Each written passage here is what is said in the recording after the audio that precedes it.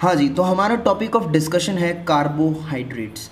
सो carbohydrates क्या होते हैं, सबसे पहला क्वेश्चन तो ये अराइज होता है। तो कार्बोहाइड्रेट्स की अगर मैं सिंपल एंड स्वीट डेफिनेशन बोलूँ तो ये होते हैं हाइड्रेट्स ऑफ कार्बन, यानी कार्बन के हाइड्रेट्स। हाइड्रेट क्या होता है, सबसे पहले तो मैं आपको ये समझाता हूँ। देखो, जैसे हम ऑर्गेनिक में कई बार बात करते हैं कि हम कोई भी कंपाउंड लेते हैं, कोई मॉलिक्यूल लेते हैं, जब हम उसकी वाटर के साथ रिएक्शन कराते हैं तो हम उस प्रोसेस को बोलते हैं हाइड्रेशन। समझ रहे हो, उस प्रोसेस को बोलते हैं हाइड्रेशन। जब वो कंपाउंड वाटर के साथ रिएक्शन कर जाता है तो वो जो चीज़ बनाता है उसको बोलते हैं हाइड्रेट, यानी उसके साथ वाटर जुड़ गया, वाटर के जुड़ने से जो चीज़ बनी वो होती है हाइड्रेट। तो कार्बन का हाइड्रेट यानी कार्बन जब वाटर के साथ जुड़ जाता है, carbon along with water is known as carbohydrate. ठीक है, कार्बोहाइड्रेट का एक जनरल एम्पेरिकल फॉर्मूला होता है, वो है CxH2O का होल वाई। ठीक है, अब एक जनरल बात यहाँ पर ये आती है कि जनरली जो हाइड्रोजन और ऑक्सीजन है इस फॉर्मूले में, कार्बोहाइड्रेट के फॉर्मूला में, उसमें रेशियो हाइड्रोजन और ऑक्सीजन का 2:1 होता है। ये जनरल बात है, जनरल स्टेटमेंट बोला है मैंने। लेकिन आप ये मत समझ लेना कि कोई भी कंपाउंड आपको दे दिया जाए, कार्बन हाइड्रोजन और ऑक्सीजन कंटेनिंग कोई कंपाउंड आपको दे दिया जाए और उसमें आपको बताना हो कि कार्बोहाइड्रेट ये है या नहीं, आपको आइडेंटिफाई करना हो, तो आप ये मत सोच लेना कि उसमें अगर हाइड्रोजन ऑक्सीजन का रेशियो 2:1 है तो वो कार्बोहाइड्रेट ही होगा। मतलब मैं क्या बोलना चाह रहा हूँ कि ये ज़रूरी नहीं है कि कहीं भी अगर आपको कोई कंपाउंड में 2:1 हाइड्रोजन ऑक्सीजन का देखने को मिल जाए तो वो कार्बोहाइड्रेट ही होगा। जैसे मैं आपको अपनी बात एग्जाम्पल के थ्रू प्रूव भी किए देता हूँ। ये तुम पहला एग्जाम्पल लो, C2H4O2। ये ग्रीन पेन वाला मत देखना, एक बार इतना देखो, समझते हैं। C2H4O2, ये इसमें आप जब हाइड्रोजन और ऑक्सीजन का रेशियो निकालने जाओगे तो आपको पता चलेगा कि ये तो 2:1 आ रहा है। तो 2:1 आ रहा है तो तुम अपना छोटा सा दिमाग लेके सोचोगे कि यार ये तो फिर कार्बोहाइड्रेट होना चाहिए, क्योंकि ये तो कार्बोहाइड्रेट की प्रॉपर्टी है। तो मैंने अभी बोला था ना, ज़रूरी नहीं है। तो ये एक्चुअली अगर मैं आपको सच्चाई बताऊं, तो सच्चाई में ये कार्बोहाइड्रेट है ही नहीं, ये कार्बोहाइड्रेट नहीं है। कैसे, देखो एक बार इसको थोड़ा सा अगर मैं ऐसे लिख दूं CH3COOH, इसी को ऐसे भी लिख सकते हैं, देख लो, 2 कार्बन, इसमें भी 2 कार्बन, 4 हाइड्रोजन, 2 ऑक्सीजन। तो ये तो एसिटिक एसिड है, एसिटिक एसिड कार्बोहाइड्रेट थोड़ी होता है। तो भाई ये बात हुई कि 2:1 है लेकिन फिर भी ये कार्बोहाइड्रेट नहीं है। लेकिन अगर ये देखो C5H10O4, इसमें तुम हाइड्रोजन ऑक्सीजन का रेशियो निकालो, कितना आया, 5:2। 5:2 आया, मतलब तुम सोचोगे कि यार 2:1 तो आया ही नहीं, मतलब ये तो क्या है, ये कार्बोहाइड्रेट नहीं है। लेकिन एक्चुअली में क्या होता है, कार्बोहाइड्रेट होता है ये। ठीक है, ये है डीऑक्सीराइबोज शुगर। डीएनए में जो शुगर प्रेजेंट होती है वो है ये डीऑक्सीराइबोज। ठीक है, उसी प्रकार से अगला एग्जांपल ले लो, ये है रेमनो शुगर C6H12O5। ठीक है, C6H12O5, ये इसमें 2:1 नहीं आ रहा हाइड्रोजन ऑक्सीजन का, लेकिन फिर भी ये कार्बोहाइड्रेट है। तो मैंने जनरल ये बात बता दी आपको कि जनरल 2:1 होता है, लेकिन आप ऐसे मत समझ लेना कि 2:1 मतलब कोई कंपाउंड में ऐसा है तो वो पक्का कार्बोहाइड्रेट ही होगा। देखो, वो नहीं भी हो सकता है और हो भी सकता है। ओके, अगली बात, ये जो हमने अभी डेफिनेशन पढ़ी हाइड्रेट्स ऑफ कार्बन, ये तो क्या है, एक पुराना कॉन्सेप्ट है। लोग मतलब हाँ, काफ़ी हद तक ये कार्बोहाइड्रेट को एक्सप्लेन करता है, लेकिन आजकल मॉडर्न वे में इसको एक्सप्लेन करने के लिए एक और डेफिनेशन है, या फिर एक और मैं बोल सकता हूँ, कुछ शब्द हैं। ये है कि carbohydrates are polyhydroxy aldehydes and ketones. Carbohydrates are polyhydroxy aldehydes and ketone. Poly मतलब मैनी, ग्रेटर देन 1। हाइड्रोक्सी मतलब OH ग्रुप, मतलब ऐसे कंपाउंड जिनमें बहुत सारे OH ग्रुप हों और वो उस जिसके अंदर एल्डिहाइड ग्रुप प्रेजेंट हो, कीटोनिक ग्रुप प्रेजेंट हो, वो क्या होते हैं, कार्बोहाइड्रेट्स होते हैं। अगली बात, कार्बोहाइड्रेट्स में मेनली आपको मतलब जनरली आपको सफिक्स देखने को मिलता है ओज। आगे आपको जो भी कार्बोहाइड्रेट होगा उसके आगे आपको ओज लिखा हुआ मिलेगा, जनरली सफिक्स। ठीक है, अब अगली बात, कार्बोहाइड्रेट को क्लासिफाई करते हैं 3 पार्ट्स में, 3 टाइप्स में डिवाइड करते हैं इसको। तो भाई जब हम टाइप्स पढ़ रहे होते हैं तो आपके मन में एक क्वेश्चन अराइज होना चाहिए कि किस बेसिस पे क्लासिफाई कर रहे हैं। तो इसको क्लासिफाई करने का बेस है number of monosaccharide unit bye hydrolysis. देखो, बात यह है कि जब हम जो कार्बोहाइड्रेट पॉलीसेक्राइड की मतलब जो पॉलीसेकेराइड होता है जिसकी बहुत सारी यूनिट्स होती हैं, जब हम उसका हाइड्रोलाइसिस करते हैं तो हमारे पास वो मोनोसेकेराइड में टूट जाता है। मतलब जैसे कोई पॉलीमर है, उसका हाइड्रोलाइसिस जब हम करते हैं तो वो मोनोमर्स में टूटता जाता है, यानी वो अपनी छोटी यूनिट्स में टूटता जाता है। उसी प्रकार से जैसे मान लो पॉलीसेकेराइड है, तो पॉलीसेकेराइड को जब हम तोड़ेंगे, पॉलीसेकेराइड में बहुत सारी मोनोमेरिक यूनिट्स जुड़ी हुई हैं, ठीक है। जब हम उसको तोड़ेंगे तो ओलिगोसेकेराइड मिलेगा हमें। ओलिगोसेकेराइड जो है इसके अंदर 2 से 10 मोनोमेरिक यूनिट होती हैं। जब इसको भी तोड़ेंगे तो हमारे पास मोनोसेकेराइड आएगा। मोनोसेकेराइड यानी सबसे छोटी से छोटी यूनिट, सबसे छोटी से छोटी यूनिट, मतलब इससे फर्दर तो हम हाइड्रोलाइसिस कर ही नहीं सकते। तो यही लिखा हुआ है मोनोसेकेराइड सबसे पहला टाइप है मोनोसेकेराइड, और इसमें लिखा हुआ है नॉट हाइड्रोलाइज्ड, यानी इसका हाइड्रोलाइसिस नहीं होता।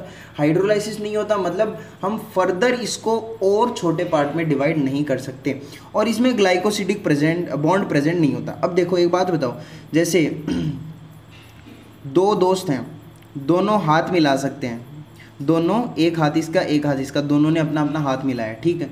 अब एक अकेला दोस्त खड़ा है, एक दोस्त तो क्या, एक अकेला इंसान खड़ा है, ये अकेला इंसान किससे हाथ मिलाएगा? किसी से नहीं, खुद से खुद मिला लेगा बस। तो बस ये है कि ग्लाइकोसिडिक बॉन्ड क्या होते हैं, मतलब ये जो शुगर्स होती हैं, जो मोनोसेकेराइड्स मोनोमर यूनिट्स होती हैं, इनको जोड़ने में ग्लाइकोसिडिक बॉन्ड काम में लिया जाता है कार्बोहाइड्रेट में। मतलब कार्बोहाइड्रेट में जो मोनोमर यूनिट्स होती हैं वो ग्लाइकोसिडिक बॉन्ड के थ्रू जुड़ती हैं और फिर वो पॉलीसेकेराइड का फॉर्मेशन करती हैं, कार्बोहाइड्रेट का फॉर्मेशन करती हैं, ठीक है। तो भाई ये मोनोसेकेराइड यूनिट है, यानी छोटी छोटी यूनिट अकेली है, इसमें ग्लाइकोसिडिक बॉन्ड कैसे होगा? ये तो किसी के साथ जुड़ी हुई नहीं है। और दूसरी बात, ये हाइड्रोलाइज नहीं होती, ठीक है। दूसरे नंबर पे ओलिगोसेकेराइड। ओलिगोसेकेराइड कार्बोहाइड्रेट की ऐसी यूनिट है जिसके अंदर 2 से 10 मोनोमेरिक यूनिट्स प्रेजेंट हो। ओलिगोसेकेराइड कार्बोहाइड्रेट का ऐसा दूसरा रूप है जिसके अंदर 2 से 10 मोनोमेरिक यूनिट मोनोसेकेराइड की यूनिट्स प्रेजेंट होती है, यानी 2 से 10 मोनोसेकेराइड मिलकर के क्या बनाते हैं? ओलिगोसेकेराइड बनाते हैं। 2 से 10 मोनोसेकेराइड मिलकर क्या बनाते हैं? ओलिगोसेकेराइड बनाते हैं, ठीक है। यानी ये तो अकेला, और ये 2 से लेकर के 10 कितने भी लोग मिल गए, उन्होंने क्या बनाया? ओलिगोसेकेराइड बना लिया, ठीक है। अब ये जो ओलिगोसेकेराइड है ना बच्चों, ओलिगोसेकेराइड की कुछ प्रॉपर्टीज होती हैं, इसमें ग्लाइकोसिडिक बॉन्ड प्रेजेंट होता है। हाँ यार, सीधी सी बात है यार, ग्लाइकोसिडिक बॉन्ड इसमें प्रेजेंट होगा क्योंकि इसमें बहुत सारी मोनोमेरिक यूनिट्स हैं, और इन मोनोसेकेराइड यूनिट्स को मोनोमर बोल रहा हूँ मैं, कई बार मोनोसेकेराइड बोल रहा हूँ, तो कंफ्यूज मत होना, क्योंकि यहाँ पर मोनोमर की तरह कौन एक्ट कर रहा है? मोनोसेकेराइड, मतलब यहाँ पर मोनोसेकेराइड ही मोनोमर है, समझ रहे हो। और पॉलीमर और या फिर ये पॉलीसेकेराइड, ये क्या है? कार्बोहाइड्रेट है, पॉलीसेकेराइड है, समझ रहे हो। तो ओलिगोसेकेराइड में 2 से 10 मोनोमेरिक यूनिट्स होती हैं और इनमें ग्लाइकोसिडिक बॉन्ड प्रेजेंट होता है क्योंकि ये एक दूसरे से जुड़ी रहती हैं, ग्लाइकोसिडिक बॉन्ड प्रेजेंट होता है, ठीक है। एक स्पेशल बात कि ये जो मोनोसेकेराइड और ओलिगोसेकेराइड हैं, इन दोनों को मिला करके हम शुगर का नाम देते हैं। ओलिगोसेकेराइड और मोनोसेकेराइड को मिलाकर के हम शुगर का नाम देते हैं। हम बोलते हैं कि ये together, they are together called as sugar. कभी भी तुम शुगर का नाम सुनो तो तुम समझोगे कि ये मोनोसेकेराइड और ओलिगोसेकेराइड की बात कर रहा है, ठीक है। अब ये जो शुगर होती है, ये कैसी होती हैं? सॉल्यूबल होती हैं और ट्रू सॉल्यूशन बनाती हैं। मतलब मोनोसेकेराइड और ओलिगोसेकेराइड को हम शुगर बोलते हैं और ये शुगर सॉल्यूबल होती हैं और ये ट्रू सॉल्यूशन फॉर्म करती हैं हमेशा। क्या? ट्रू सॉल्यूशन बनाती हैं शुगर्स, ठीक है। अब तीसरा पार्ट आता है हमारे पास पॉलीसेकेराइड। पॉलीसेकेराइड यानी जिसके अंदर 10 से भी ज़्यादा मोनोसेकेराइड की यूनिट्स जुड़ के बहुत कुछ बड़ी स्ट्रक्चर बना ले, उसको बोलते हैं पॉलीसेकेराइड। मोनोसेकेराइड की 10 से ज़्यादा यूनिट्स, ठीक है। इनमें ग्लाइकोसिडिक बॉन्ड तो प्रेजेंट होगा ही यार, सीधी सी बात है। बहुत सारे मोनोसेकेराइड को जोड़ने के लिए जो बॉन्ड होता है वो ग्लाइकोसिडिक बॉन्ड होता है और ग्लाइकोसिडिक बॉन्ड तो प्रेजेंट होगा ऑब्वियसली, ठीक है। उसके बाद में नॉन शुगर कार्बोहाइड्रेट, इनको पता है जैसे इसको शुगर बोलते थे ना, जैसे इसको शुगर कार्बोहाइड्रेट बोलते हैं, वैसे इनको क्या बोलते हैं? नॉन शुगर कार्बोहाइड्रेट बोलते हैं। नॉन शुगर कार्बोहाइड्रेट, जैसे ये जनरली सॉल्युबल थे और ट्रू सॉल्यूशन बनाते थे, वैसे पॉलीसेकेराइड जनरली नॉन सॉल्युबल होते हैं और इनसॉल्युबल होते हैं, और ये क्या बनाते हैं? ट्रू सॉल्यूशन नहीं बनाते, कॉलोइडल बनाते हैं, ठीक है। लेकिन इसका एक एक्सेप्शन होता है, इनुलिन। इसका एक एक्सेप्शन होता है, होप आपको दिख रहा होगा, इनुलिन, ठीक है, समझ रहे हो। जनरली पॉलीसेकेराइड इनसॉल्युबल होते हैं, ट्रू सॉल्यूशन फॉर्म नहीं करते, लेकिन इनुलिन एक ऐसा पॉलीसेकेराइड है जो सॉल्युबल होता है, ठीक है, समझ में आया, बात खत्म। तो हमने अभी तक क्या पढ़ा, कार्बोहाइड्रेट की 3 टाइप पढ़े, मोनो, ओलिगो, पॉली। इन दोनों को शुगर बोलते हैं, इनको नॉन शुगर बोलते हैं। इसमें ग्लाइकोसिडिक बॉन्ड नहीं होता, इन दोनों में होता है। इसको फर्दर हाइड्रोलाइज नहीं कर सकते और इन दोनों को कर सकते हैं, ठीक है। एक्सेप्शन है इनुलिन जो कि सोल्यूबल पॉलीसेकेराइड है, ठीक है, समझ में आया, ओके, बहुत ईजी था ये तो। उसके बाद में हमें पढ़ना है मोनोसेकेराइड को थोड़ा सा डिटेल में, ठीक है। अब मोनोसेक्राइड हैं, इनके बारे में हमने अभी पढ़ा कि ये फर्दर हाइड्रोलाइज नहीं किए जाते, नॉट हाइड्रोलाइज, लेकिन इनका ऑक्सीडेशन हो सकता है, समझ रहे हो, इनका हाइड्रोलिसिस नहीं हो सकता लेकिन इनका ऑक्सीडेशन हो सकता है, इनका ऑक्सीडेशन हो सकता है। अब मोनोसेक्राइड की कुछ प्रॉपर्टीज़ हैं, जैसे सबसे पहले तो ये सिंपल होते हैं, बहुत सिंपल, सीधे साधे, एकदम चिन्ह से अच्छे सीधे साधे होते हैं, सिंपल होते हैं, स्वीट होते हैं, स्वीट मतलब वो मतलब मीठे, मीठे होते हैं, शुगर बोलते हैं ना इनको, तो ये मीठे होते हैं। ये सॉल्यूबल होते हैं भाई, सॉल्यूबल मतलब ये ट्रू सॉल्यूशन बनाते हैं, वो सॉल्यूबल मैंने वापस लिख दिया, तो ये ट्रू सॉल्यूशन बनाते हैं। और इनके आगे जो सफिक्स लगा हुआ होता है वो क्या होता है, ओज। आपको हमेशा क्या देखने को मिलेगा मोनोसेक्राइड के आगे, ओज। फॉर्मूला इनका कैसा होता है, वही कार्बोहाइड्रेट का CxH2O का होल वाई, ठीक है। लेकिन जनरली का मोनोसेक्राइड के अंदर x इक्वल टू वाई होता है, समझ रहे हो कैसे, मतलब ये CxH2O का होल वाई जो जनरल कार्बोहाइड्रेट का फॉर्मूला है, इसमें अगर मान लो आपको कहीं भी देखने को मिले कि x इक्वल टू वाई है, x इक्वल टू वाई है, मतलब यहाँ पे C1H2O का होल 1, C2H2O का होल 2, C3H2O का होल 3, वैसे आपको दोनों इक्वल मिले तो आप ये समझेंगे कि वो मोनोसेक्राइड है जनरली, ठीक है। They are of 3 to 7 carbon, है ना। ये जो मोनोसेक्राइड होते हैं ये 3 से लेकर 7 कार्बन के होते हैं। कितने कार्बन के होते हैं, कम से कम 3, ज़्यादा से ज़्यादा 7। मोनोसेक्राइड 3 से लेकर के 7 कार्बन के होते हैं। मैंने ये नहीं बोला कि 3 से 7 यूनिट्स होती हैं इनके, लेकिन मैंने ऐसे बोला कि जो मोनोसेक्राइड की स्ट्रक्चर है उसमें 3 से लेकर के 7 कार्बन होते हैं, ठीक है, 3 से लेकर के 7 कार्बन होते हैं। x इक्वल टू वाई होता है, स्वीट, सिंपल, सोल्यूबल, ये सारे S है सारे, 1 2 3 4, तो 4S आ गए, 4S। उसके बाद में अब हमें क्या पढ़ना है कि जैसे 3 से 7 कार्बन के होते हैं, तो सबसे पहले 3 कार्बन वाले मोनोसेक्राइड, 3 कार्बन वाले मोनोसेक्राइड का नाम है ट्राइयोज। 3 कार्बन वाले मोनोसेक्राइड का नाम है ट्राइयोज, सिंपल है यार, ट्राइयोज 3 कार्बन का होता है। इसका जनरल फॉर्मूला अगर आपको लिखना होगा तो कैसे लिखोगे, C3H6O3। देखो क्या बात है, देखो ये एक बात बताओ, मान ले मैंने अभी एक कंडीशन बताई CxH2O का होल वाई, है ना, तो इसका मतलब मोनोसेक्राइड में मैंने बताया अभी कि x इक्वल टू वाई होता है, ठीक है, x इक्वल टू वाई होगा।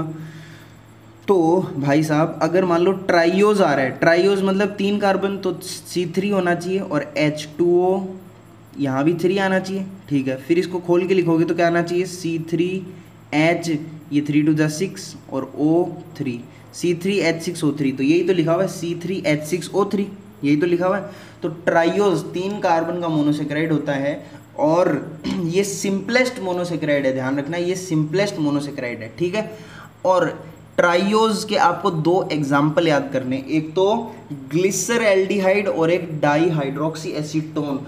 और कुछ याद हो ना हो, ये दोनों याद होने चाहिए। ये दोनों क्या हैं, सिंपलेस्ट मोनोसेक्राइड हैं, आपको ये याद करने हैं, एक तो ग्लिसर एल्डिहाइड, एक डाई हाइड्रोक्सी एसीटोन। अब आपको नाम से पता चल रहा होगा ग्लिसर एल्डिहाइड यानी इसमें CHO ग्रुप प्रेजेंट है, ठीक है, और di hydroxy acetone, die hydroxy acetone ketone यानी इसमें कीटोनिक ग्रुप प्रेजेंट है। तो हमने कार्बोहाइड्रेट की एक डेफिनेशन बोली थी ना कि these are poly hydroxy aldehyde and ketones, तो वो साबित हो रही है यहाँ पे, हाइड्रोक्सी यानी OH है इनके अंदर और ये एल्डिहाइड और कीटोन ग्रुप भी प्रेजेंट है, समझ रहे हो, इसमें एल्डिहाइड ग्रुप प्रेजेंट है, इसमें कीटोन ग्रुप प्रेजेंट है, दोनों ही क्या है, कार्बोहाइड्रेट है। तो ये याद रखोगे ना, ग्लिसर एल्डिहाइड और di hydroxy acetone are simplest monosaccharides. उसके बाद में टेट्रोज C4H8O4, 4 कार्बन का, ये भी आपको याद रखना है। एक तो है एरिथ्रोज, एक एरिथ्रोलोज। एरिथ्रोज ओज, मैंने बोला था ना सफिक्स ओज देखने को मिलेगा, तो ओज ये तो इसमें तो CHO ग्रुप प्रेजेंट है, एल्डिहाइड ग्रुप, और एरिथ्रोलोज उलोज, इसके अंदर आपको कीटोनिक ग्रुप देखने को मिलेगा, ठीक है। पेंटोज, पेंटोज यानी 5 कार्बन की शुगर, ये कौन सी हैं, जैसे जाइलोज, जाइलुलोज, राइबोज, राइब्यूलोज, जैसे यही है, जाइलोज के अंदर तो क्या प्रेजेंट है, एल्डिहाइड ग्रुप प्रेजेंट है, जाइलुलोज उलोज इसमें कीटोनिक ग्रुप प्रेजेंट है, राइबोज में सिंपल एल्डिहाइड ग्रुप प्रेजेंट है, राइब्यूलोज में कीटोनिक ग्रुप प्रेजेंट है, डीऑक्सीराइबोज कौन सी, डीएनए वाली शुगर, ये तो ये आपको याद रखना पड़ेगा। इसका फॉर्मूला क्या बताया था मैंने, याद करो, C5H10O4, ये डीऑक्सीराइबोज है। एरेबिनोज, ओज देखने को मिलेगा आपको सफिक्स, मोस्टली जनरली बोल सकता हूँ मैं। हेक्सोज यानी 6 कार्बन की शुगर, ये ग्लूकोज, फ्रक्टोज, ये तो आपने सुनी हुई है, C6H12O6 और फ्रक्टोज वगैरह, मैनोज, गैलेक्टोज, रेहमनोज, ये सारी चीज़ें हमें डिटेल में पढ़नी है। इनमें से कई की शुगर्स ऐसी हैं जो हमें डिटेल में पढ़नी है। रेहमनोज का फॉर्मूला क्या होता है, C6H12O5, याद कराया था ना हमने आपको। उसके बाद में हेप्टोज का एक एग्जाम्पल है सीडोहेप्टुलोज, ठीक है, सीडोहेप्टुलोज, और आपको दिखा नहीं होगा। हेप्टोज का एक एग्जाम्पल है सीडोहेप्टुलोज। अब मैं आपको एक बात बता दूं, आपको ये जो मैंने अभी सारी चीज़ें बताई ये आपको करनी है याद, ठीक है। एक बार क्विक रिवीजन कर लेते हैं। मैं भी बिना देखे बोल रहा हूँ, तुम भी ना देखे बोलो, देखो आंखें बंद कर लो और फिर रिवीजन करो। मैं बोल रहा हूँ, मेरी आवाज़ सुनो। ट्राइयोज 3 कार्बन की शुगर है, इसके एग्जाम्पल हैं ग्लिसरएल्डिहाइड और डाईहाइड्रोक्सी एसीटोन। टेट्रोज एक 4 कार्बन की शुगर है और इसके एग्जाम्पल हैं अपने पास एरिथ्रोज और एरिथ्रुलोज, ठीक है, एरिथ्रोज और एरिथ्रुलोज। पेंटोज एक 5 कार्बन की शुगर है, इसका एग्जाम्पल है जाइलुलोज, राइब्यूलोज 5 कार्बन की शुगर आपको काम आएगी। और उसके बाद में डीऑक्सीराइबोज 5 कार्बन की शुगर है, डीऑक्सीराइबोज और एरेबिनोज। उसके बाद में हेक्सोज, उसके बाद में अपने पास आता है हेक्सोज 6 कार्बन की sugar, glucose, fructose, mannose, galactose, rhamnose, heptose, sedoheptulose. ये आपको रटने हैं अच्छे से। आपको कहीं भी कोई भी क्वेश्चन पूछ सकता है कि which of the following is not an 5 carbon containing sugar या 5 कार्बन कंटेनिंग मोनोसेक्राइड। आपसे पूछ सकता है विच इज़ द सिंपलेस्ट, बोल सकते हैं simplest ketonic group containing monosaccharide, तो आपका आंसर आ जाएगा डाईहाइड्रोक्सी एसीटोन। और अगर आपसे पूछ लिया कि which of the following is simplest, आपसे पूछ लिया एल्डिहाइड कंटेनिंग मोनोसेक्राइड, तो आप बोल दोगे ग्लिसरएल्डिहाइड, आपका आंसर आ जाएगा, ठीक है। उसके बाद में ज़रा एक स्टेप आगे बढ़ते हैं। मैं आपको कुछ बताता हूँ ग्लिसरएल्डिहाइड के बारे में। ये देखो मैं आपको बताता हूँ ग्लिसरएल्डिहाइड के बारे में। ये जो ग्लिसरएल्डिहाइड है, इसके अंदर इसकी स्ट्रक्चर कुछ ऐसी सी होती है, ये स्ट्रक्चर भी आपको ध्यान में रखनी है। स्ट्रक्चर कुछ ऐसी सी होती है, देखो ये एक तो कीटोनिक इसमें एल्डिहाइड ग्रुप प्रेजेंट है, CHO, ठीक है, COH 3 कार्बन की शुगर है और हाइड्रोक्सी यानी OH लगे हुए हैं, और ये यहाँ पर एल्डिहाइड है, तो ये क्या हो गया, पॉलीहाइड्रोक्सी, यानी देखो एक से ज़्यादा हाइड्रोक्सी ग्रुप है, पॉलीहाइड्रोक्सी, और यहाँ पर ये क्या है, एल्डिहाइड, तो ये क्या है, ग्लिसरएल्डिहाइड, आपको एक्चुअली याद रखना है, ठीक है। डाईहाइड्रोक्सी एसीटोन यानी डाईहाइड्रोक्सी यानी 2 तो हाइड्रोक्सी हैं, पॉलीहाइड्रोक्सी हो गया ना, 2 तो हाइड्रोक्सी ग्रुप हैं, OH ग्रुप है, और एक एसीटोन है। एसीटोन ये डबल बॉन्ड ऑफ बीच वाले कार्बन पे लग गया, ठीक है, समझ में आ रहा है। Both are functional group isomer. अब ये जो दोनों मोनोसेकेराइड्स हैं ये फंक्शनल ग्रुप आइसोमर्स हैं, यानी इनमें केवल फंक्शनल ग्रुप की वजह से वेरिएशन आ रही है। इसमें एल्डिहाइड ग्रुप है, इसमें कीटोन ग्रुप है, बाकी दोनों में OH कार्बन सब सेम है। इनको बोला जाता है, आप आइसोमेरिज्म में ऑर्गेनिक में पढ़ोगे 11th की लास्ट में या फिर 12th में आपको पढ़ाएंगे आइसोमेरिज्म, तो उसमें बताएंगे कि ये दोनों क्या होते हैं, फंक्शनल ग्रुप आइसोमर्स होते हैं। क्या होते हैं, फंक्शनल ग्रुप, केवल फंक्शनल ग्रुप में डिफरेंस है, ठीक है। They are smallest and simplest sugars. ये क्या हैं, बोलो, स्मॉलेस्ट और सिंपलेस्ट शुगर्स हैं कौन, glyceraldehyde and dihydroxy acetone. Rest all monosaccharides are derived from both, मतलब वो बाकी के सारे जो मोनोसेक्राइड है ना वो इनसे डिराइव किए जाते हैं, इनसे बनाए जाते हैं, सिंपलेस्ट है, ठीक है।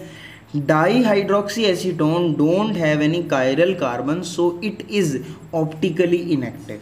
अच्छा, ये डाईहाइड्रोक्सी एसीटोन है, इसमें कोई भी कायरल कार्बन नहीं है। जैसे चेक करते हैं, कायरल कार्बन कौन सा होता है, जिसमें जो कार्बन होता है उसकी चारों वैलेंसीज अलग अलग फंक्शनल ग्रुप्स सेटिस्फाई करें, वो एक कायरल कार्बन होता है। जैसे मान लो ये कार्बन है, ठीक है, इस कार्बन पे देखो 2 हाइड्रोजन आ गए, तो मतलब 2 सेम फंक्शनल ग्रुप या बोलते हैं 2 सेम एटम्स आ गए ना, तो अब ये कायरल नहीं रहा। जैसे इसमें भी 2 हाइड्रोजन है तो ये भी कायरल नहीं रहा। इसमें भी 2 हाइड्रोजन लगे हुए, मैंने शो नहीं किया, 1 2 3 4, सॉरी इसमें कुछ नहीं है। इसमें क्या है, इधर भी कार्बन, इधर CH2OH, इधर भी CH2OH, तो इसमें भी सेम ग्रुप है दोनों साइड, ये बीच में डबल बॉन्ड O है, तो फिर ये भी कायरल नहीं रहा। तो इसके अंदर एक भी कायरल कार्बन नहीं है। और बच्चों, जिसमें कायरल कार्बन नहीं होता वो ऑप्टिकली इनएक्टिव होता है, वो ऑप्टिकल आइसोमरिज्म शो नहीं करता।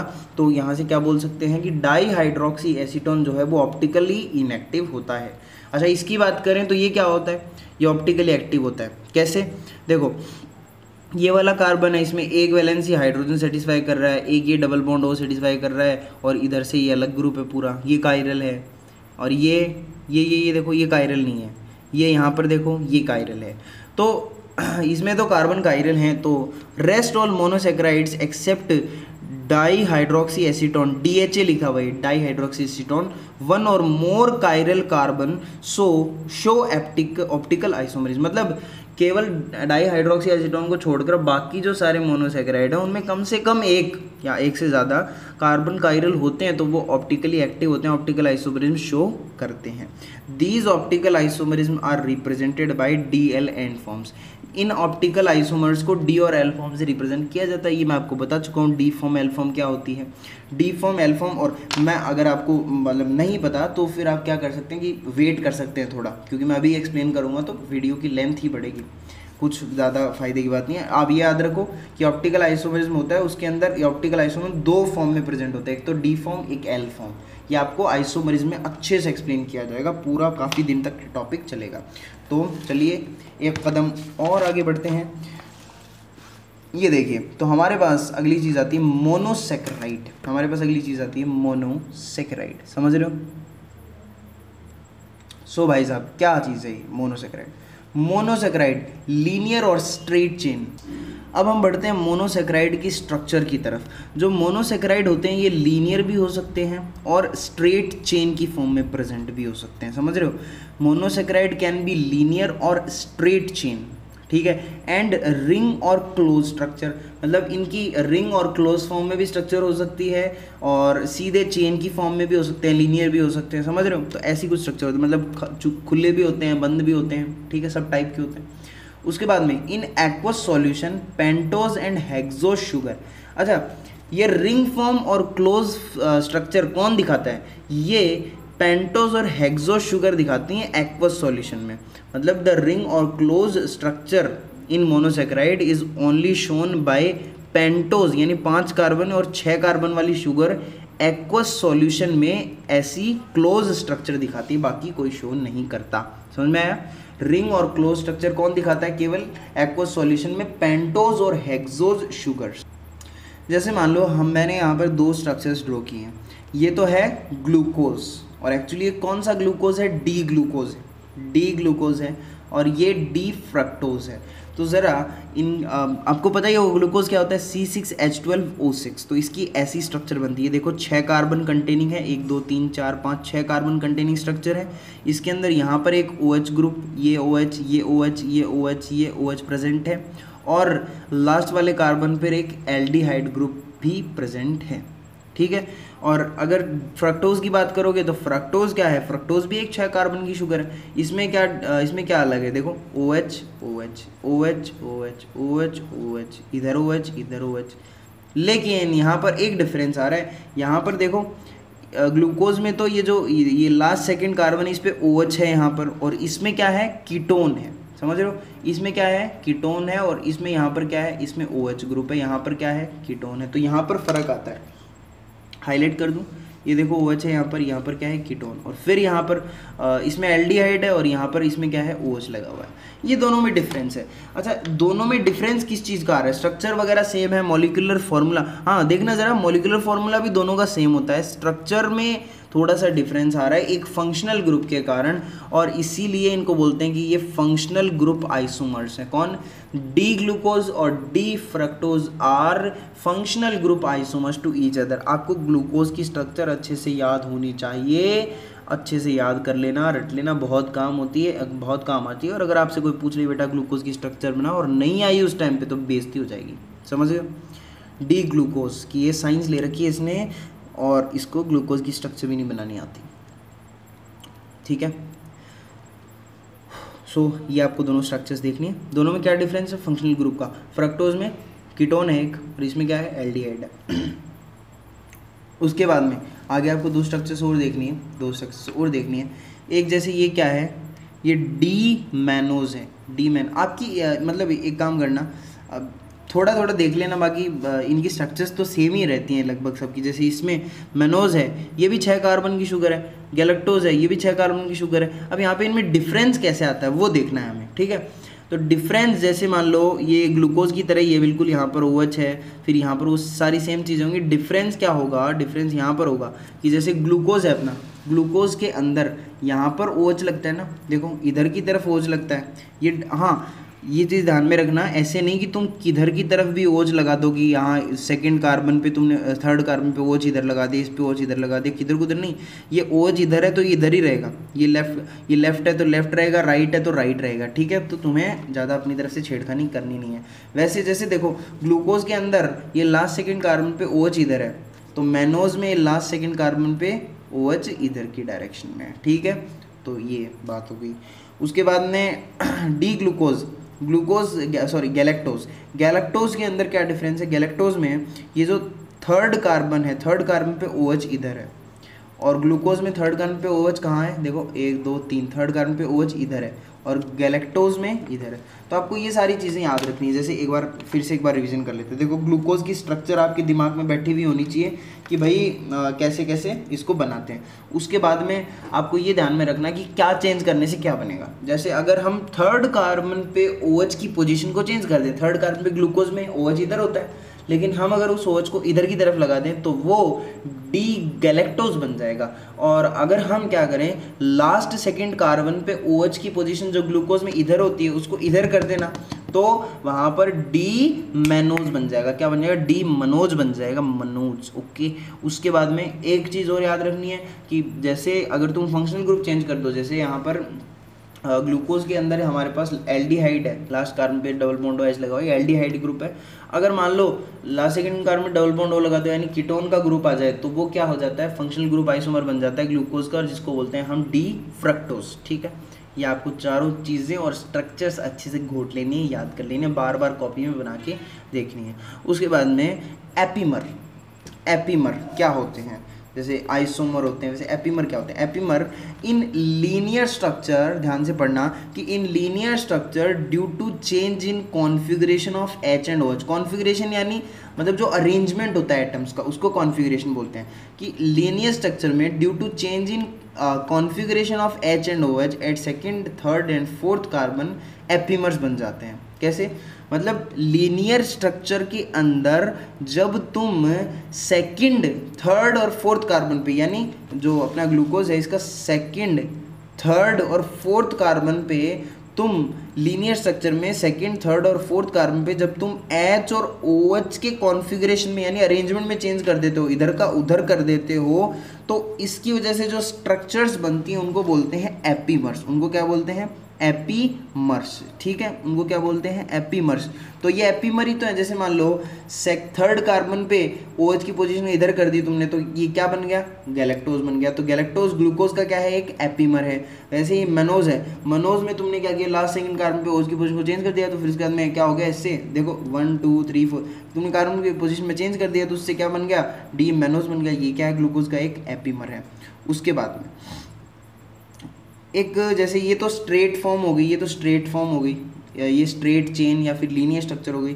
अब क्या होता है कि कई बार कुछ ऐसी स्ट्रक्चर बना देते हैं, जैसे मान लो कि ये जो ग्लूकोज की स्ट्रक्चर है ना, अब इस ग्लूकोज के अंदर लोग क्या कर देते हैं, लोग ये कर देते हैं कि ये जो फर्स्ट कार्बन सेकंड कार्बन है यहाँ पर जो ये OH है इसको हटा करके यहाँ से एक क्लोज स्ट्रक्चर बनाते हैं, बीच में ऑक्सीजन लगा देते हैं, बीच में ऑक्सीजन लगा देते हैं, बीच में ऑक्सीजन लगाते हैं, उसके बाद में इसको जोड़ देते हैं यहाँ लास्ट कार्बन से, ठीक है, लास्ट कार्बन से जोड़ देते हैं और यहाँ पर डबल बॉन्ड O की जगह OH लगाते हैं, मतलब कुछ ऐसा चेंज कर देते हैं ग्लूकोज की स्ट्रक्चर में, ये क्लोज रिंग सी बनाते हैं ऑक्सीजन के साथ। इसको फिशर स्ट्रक्चर बोलते हैं, इसको क्या बोलते हैं, फिशर स्ट्रक्चर बोलते हैं, इसको फिशर स्ट्रक्चर बोलते हैं, ठीक है। अब अगली टर्म आती है एनोमर। एनोमर क्या होते हैं, due to change in configuration of H and OH in ring structure at hemiacetal या फिर एसिटल कार्बन, मतलब देखो ये रिंग स्ट्रक्चर बन गई ना, या इसको मतलब हैवर्थ रिंग, या फिर हम बोल सकते हैं कि ये फिशर स्ट्रक्चर बन गई। अब इसके अंदर ये जो रिंग बनती है, रिंग के अंदर जब हम OH और OH की पोजीशन चेंज कर दें, उनका कॉन्फ़िगरेशन चेंज कर दें, तो उससे एट हेमी एसिटल या फिर एसिटल कार्बन, ये भी मैं आपको बताऊंगा क्या होता है, हेमी एसिटल या एसिटल कार्बन पर जब H या OH की पोजीशन चेंज कर दें तो उसकी वजह से जो आइसोमर्स बनते हैं उन आइसोमर्स को बोलते हैं एनोमर्स, ठीक है, उनको बोलते हैं एनोमर्स। और ये जो एनोमर्स हैं याद रखना, ये दो टाइप के होते हैं, कुछ तो अल्फा एनोमर्स होते हैं, कुछ बीटा एनोमर्स होते हैं, कुछ अल्फा एनोमर्स होते हैं, कुछ बीटा एनोमर्स होते हैं, समझ रहे हो, ठीक है। तो हमने अभी तक क्या पढ़ा, ग्लूकोज, फ्रक्टोज, गैलेक्टोज, मैनोज की स्ट्रक्चर पढ़ी, फिर देखा कौन सा किसका एपिमर है। एपिमर में क्या होता है, सेकंड थर्ड फोर्थ कार्बन पे HOH की कॉन्फ़िगरेशन चेंज करने से जो स्ट्रक्चर्स बनती हैं उनको बोलते हैं एपिमर। और अगर हम यहाँ से ये ऐसे रिंग फॉर्म बना दें तो ये फिशर फॉर्म होती है। और फिर उसके बाद आपको याद रखना कैसे बनाई, देखो यहाँ से OH को हटा दिया और इस O को कॉमन कर दिया और इस कार्बन के साथ बॉन्ड बना रहे हैं लास्ट वाले के साथ, तो यहाँ पे डबल बॉन्ड O की जगह OH लगा दिया, ठीक है, ऐसा कुछ हुआ है। ज़्यादा आपको डिटेल में जाना नहीं, ऑर्गेनिक में आराम से पढ़ाया जाएगा। उसके बाद में ये देखो तुम रिंग फॉर्म, रिंग वाली स्ट्रक्चर देखो ज़रा, रिंग वाली स्ट्रक्चर देखो। अब जब रिंग बनी गई तो रिंग पता है क्या, मेनली हमने पढ़ा था ना कि रिंग स्ट्रक्चर शो कौन करते हैं, 6 कार्बन की शुगर और 5 कार्बन की शुगर, हेक्सोज और पेंटोज शुगर एक्वस सॉल्यूशन में ही रिंग फॉर्म स्ट्रक्चर शो करते हैं, अदरवाइज और कोई शो नहीं करता। तो 5 मेंबर्ड रिंग होगी और 6 मेंबर्ड रिंग होगी। 5 मेंबर्ड रिंग में क्या होगा, एक्चुअली 5 मेंबर्ड रिंग में 4 तो कार्बन होंगे और 1 ऑक्सीजन होगा, मतलब ऐसी सी कुछ दिखेगी वो, ठीक है, 1 2 3 4, 4 तो इसमें कार्बन होंगे, 1 ऑक्सीजन होगा, ये 5 मेंबर्ड रिंग ऐसी दिखेगी। 6 मेंबर्ड रिंग में 5 कार्बन होंगे और 1 ऑक्सीजन होगा, ये 10 नहीं है, 1 ऑक्सीजन होगा, जैसे ये देखो 1 ऑक्सीजन है, 1 2 3 4 5, 5 क्या हो गए, कार्बन हो गए, ठीक है। 5 मेंबर की रिंग को फ्यूरेन बोला जाता है, 5 मेंबर की रिंग को फ्यूरेन बोला जाता है, 6 मेंबर की रिंग को पाइरेन बोला जाता है, 5 मेंबर की रिंग को फ्यूरेन बोला जाता है और 6 मेंबर की रिंग को पाइरेन बोला जाता है, ठीक है, ओके। उसके बाद में मैं आपको बता रहा था हेमी एसिटल और एसिटल कार्बन, ये क्या होता है, जैसे ये जो ऑक्सीजन होता है जस्ट इसके पास वाला जो कार्बन होता है, जस्ट इसके पास वाला कार्बन, इसको बोलते हैं हम हेमी एसिटल और हेमी कीटल कार्बन, ठीक है। ऑक्सीजन जहाँ रिंग में अटैच होती है उसके जस्ट पास वाले कार्बन को हम बोलते हैं हेमी एसिटल या फिर हेमी कीटल कार्बन, ओके। उसके बाद में हमें कुछ स्ट्रक्चर्स पढ़नी है, जैसे ग्लूकोज की रिंग में स्ट्रक्चर कैसी दिखती है, ऐसी होती है, याद करना अच्छे से, ग्लूकोज की रिंग में स्ट्रक्चर कैसी होती है, ऐसी होती है, देखो। और ये आपको पोजीशंस अच्छे से याद रखनी है, ये देखो, ये कार्बन की काउंटिंग कहाँ से चालू करते हैं, यहाँ से चालू करते हैं, ये पहला कार्बन, ये दूसरा कार्बन, ये तीसरा कार्बन, ये चौथा कार्बन, ये 5वां कार्बन, और ये ऊपर की तरफ देखो 6ठा कार्बन लगा रखा है इन्होंने, और ये ऑक्सीजन लगा रखा है बीच में। ऑक्सीजन के जस्ट आगे से पहले कार्बन की काउंटिंग स्टार्ट करते हैं, वैसे ही इसमें ऑक्सीजन के जस्ट आगे से ये मतलब इसमें जस्ट आगे से स्टार्ट नहीं करते, जो फ्यूरेन है ना 5 मेंबर्ड वाली रिंग, उसके अंदर यहाँ से स्टार्ट करते हैं ऊपर से, समझ रहे हो। तो स्ट्रक्चर्स अच्छे से देखें और उनको याद करें। देखो जैसे यहाँ से स्टार्ट किया, इसमें CH2OH, फिर यहाँ पर इस कार्बन से अटैच है, ये दूसरा कार्बन हो गया, ये पहला कार्बन है, ठीक है।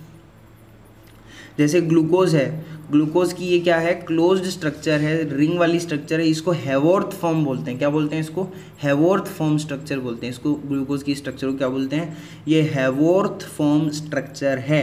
इस स्ट्रक्चर को आप 4-5 बार बना के देखना, खुद से प्रैक्टिस करना, तब आपको आराम से आ जाएगी, ठीक है।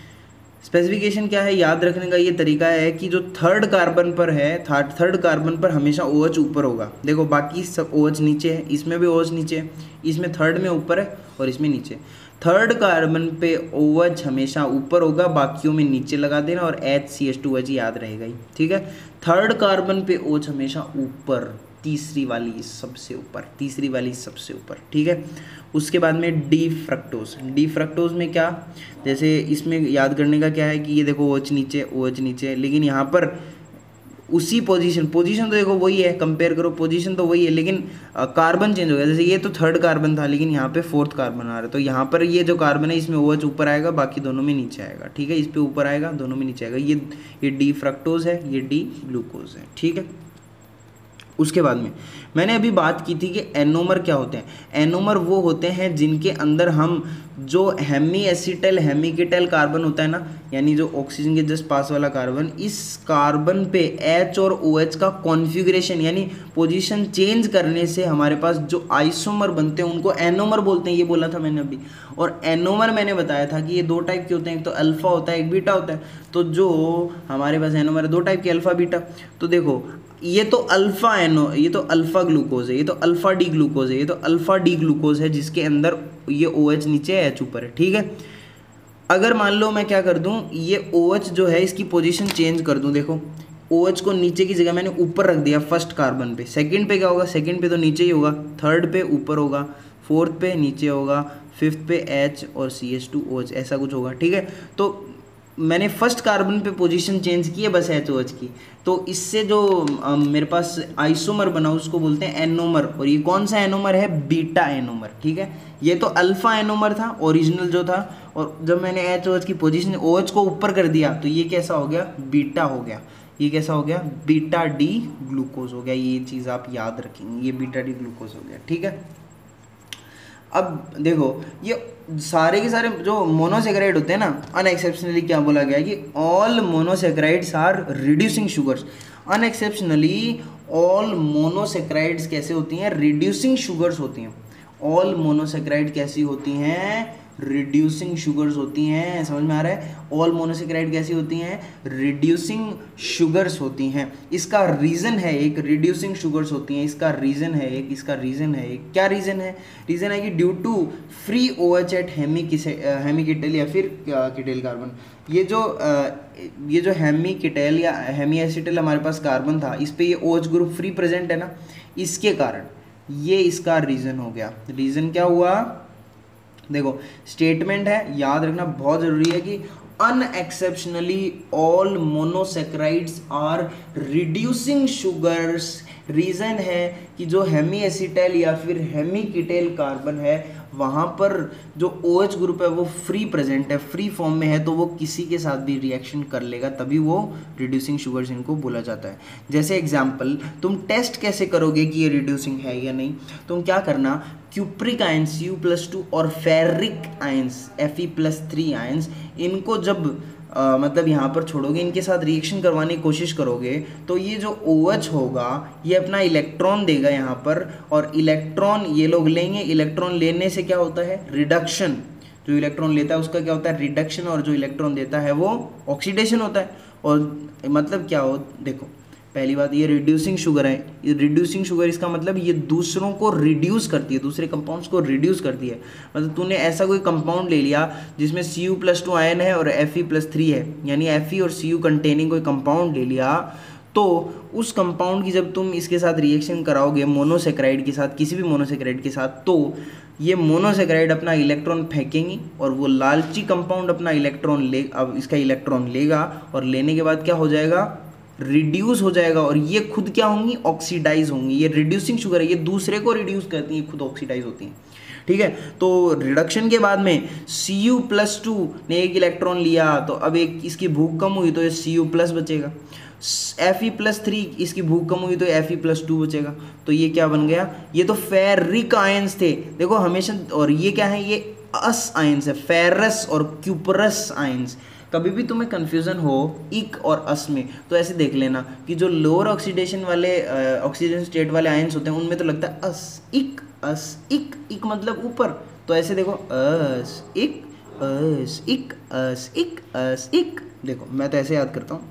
उसके बाद में एक फेमस बात है कि फेलिंग सॉल्यूशन, आप सुनोगे ऑर्गेनिक में पढ़ोगे क्लास 12 में, तो जो फेलिंग सॉल्यूशन या फिर बेनेडिक्ट सॉल्यूशन होता है, फेलिंग सॉल्यूशन या बेनेडिक्ट सॉल्यूशन, इनमें से कोई भी लो, फेलिंग सॉल्यूशन या बेनेडिक्ट सॉल्यूशन, तो जब आप यूरिन में से, यूरिन देखो जैसे ये क्या होता है CuSO4 ब्लू, CuSO4 इसका कलर क्या होता है, ब्लू होता है, ये इनमें प्रेजेंट होता है, ठीक है, फेलिंग सॉल्यूशन में ये प्रेजेंट होता है CuSO4, ठीक है।